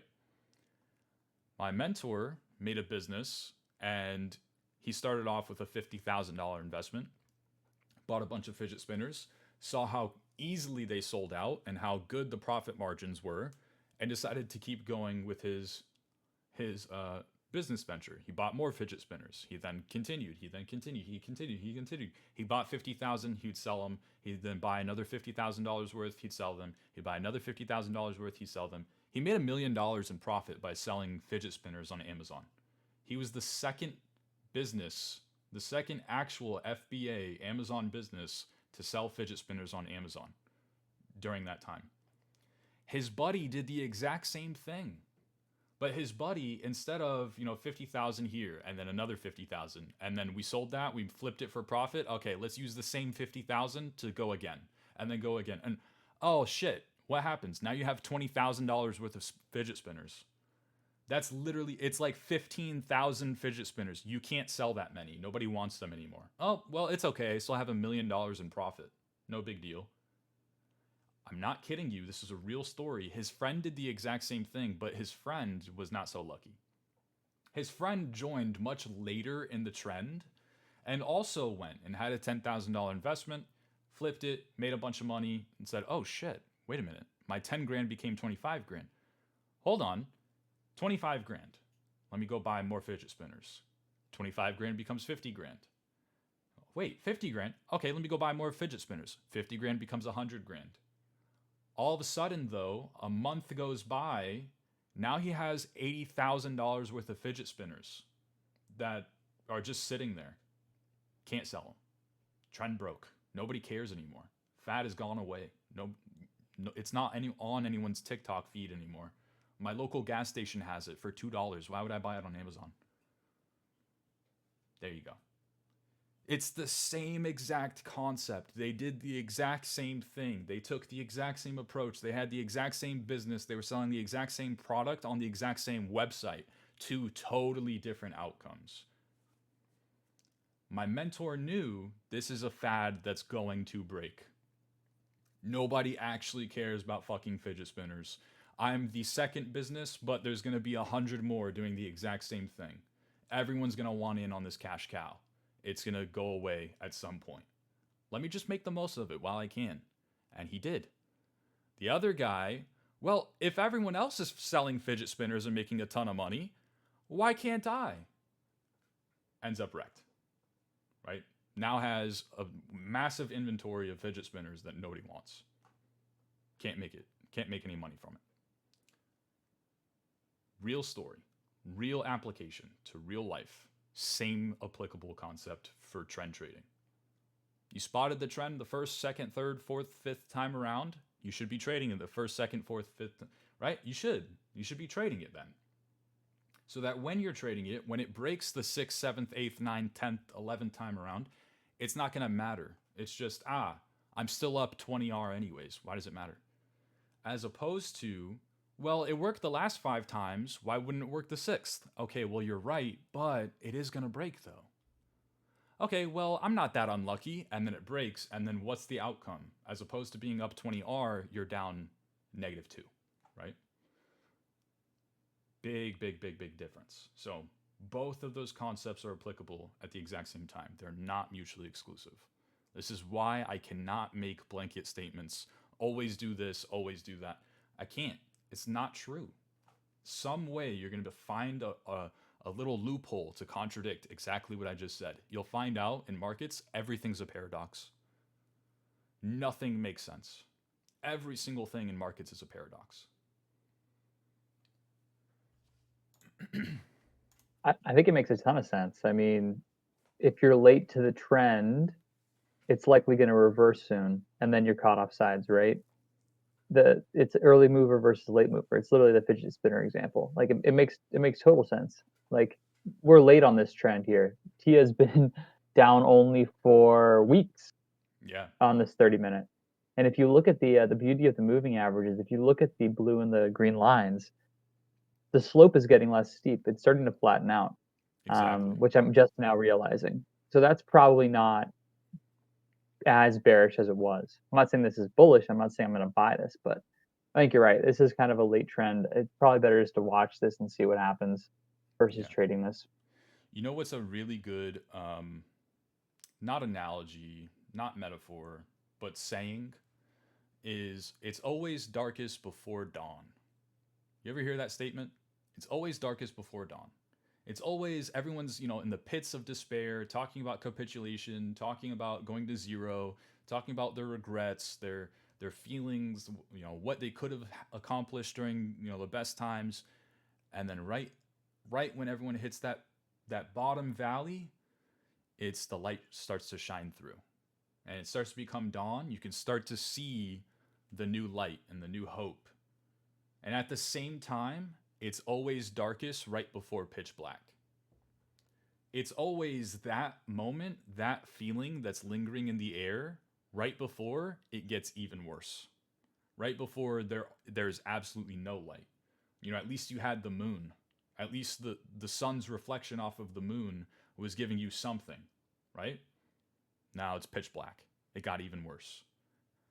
It's always darkest before dawn, but it's always darkest before pitch black too. How the fuck does that make sense? It doesn't, except it does. They're contradicting each other, and yet they're both true at the exact same time. Markets do not make sense. They're always paradoxical. Every single thing that I've ever told you in terms of philosophy, you could contradict it. You could absolutely contradict it. You really want to sit down and experience a revelation about markets? Everything about markets is just mean reversion traders and trend traders arguing. That's it. That's all the market is. It's just mean reversion and trend traders. They're just, hey, I'm right. No, I'm right. No, I'm right. No, I'm right. That's it. They're both right. The market mean reverts, but it also trends at the same time. Yeah. Markets are. This is why, by the way, I'm a market nerd. If I have this discussion with my fiance, she's like, "Can you shut up now?" But yeah, this stuff excites me. This is why I still log in every single day. Markets are the only thing where I feel like no matter how much time, no matter how much brain power, no matter how much effort, no matter how much value I'm able to create for myself, I'll never truly master them. There's something really incredible about that.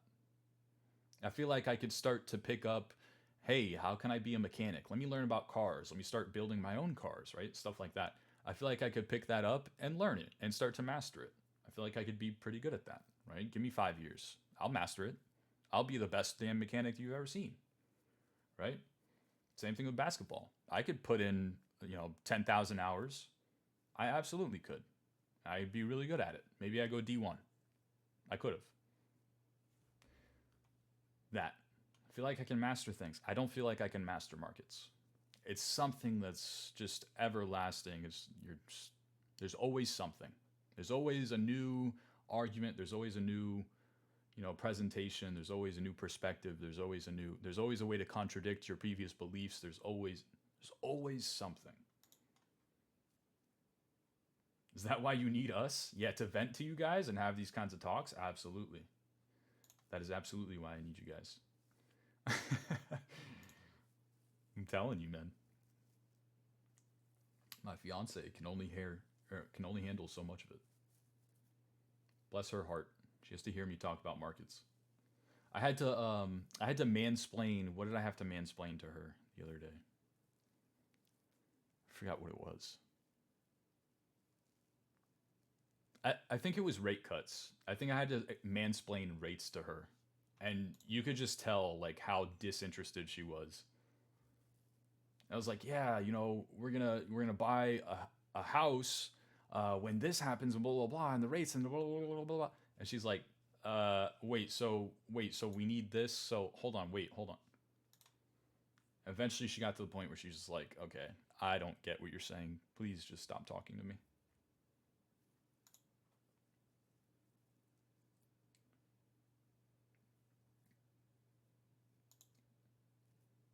You can teach yourself anything with enough determination and patience. I truly do believe that. Did you know that you could teach yourself to sing? Did you know that? Did you know like your vocal cords? I didn't know this until recently. But your vocal cords, think of them as an instrument. The same way that you can learn to play the piano, you can teach yourself to sing. You're like, wait a minute, hold on. I understand that I'm tone deaf. I can't hit a single note. Yeah, you could learn it though. It's kind of crazy. I want to sing now. Maybe I'll be an alto. Start singing these deep voice, just start belting with my deep voice. Maybe that's my new career path, guys. When do you know when to buy a house? You don't. You don't know when to buy a house. You just buy a house. Honestly.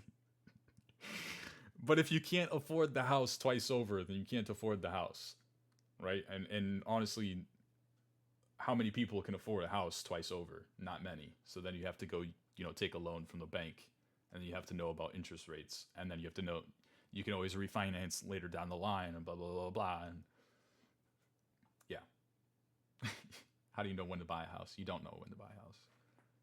How do you know when it's a bear market? You don't. You don't know when it's a bear market.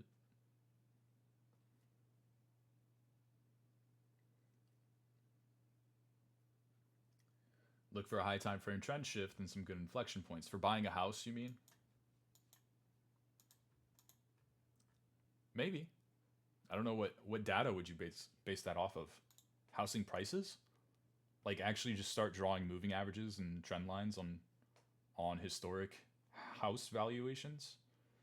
You think so?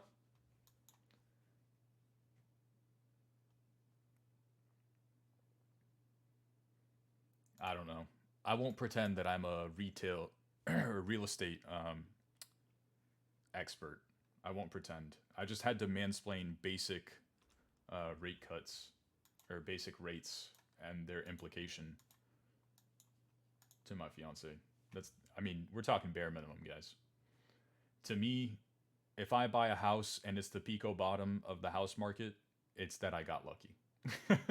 It's that I applied an educated guess and I got incredibly lucky. Yeah, exactly. Timing a house is hard since you can't really just hit market buy. It's a process. Yeah. Not fun, by the way. Not very fun. All right, guys. We've been here almost 3.5 hours. Anything else that you guys want from me? I've really enjoyed the chat today. I am tired. My shoulder does hurt. I've probably had terrible posture as I'm sitting here hosting the stream. But anything that you guys want from me, really, really quick. Have you ever read Michael Koval's textbook Trend Following? Would love to hear your opinion if you did. I have not. That's actually the second time someone has brought that book up to me. I've never read that book, so I can't give you any input on it. But I have heard good things about it. And I do know that Michael Koval is known as like the grandfather of trend trading or something. So it's ironic that I've never read any of his books. And I'm not incredibly familiar with who he is or his accomplishments.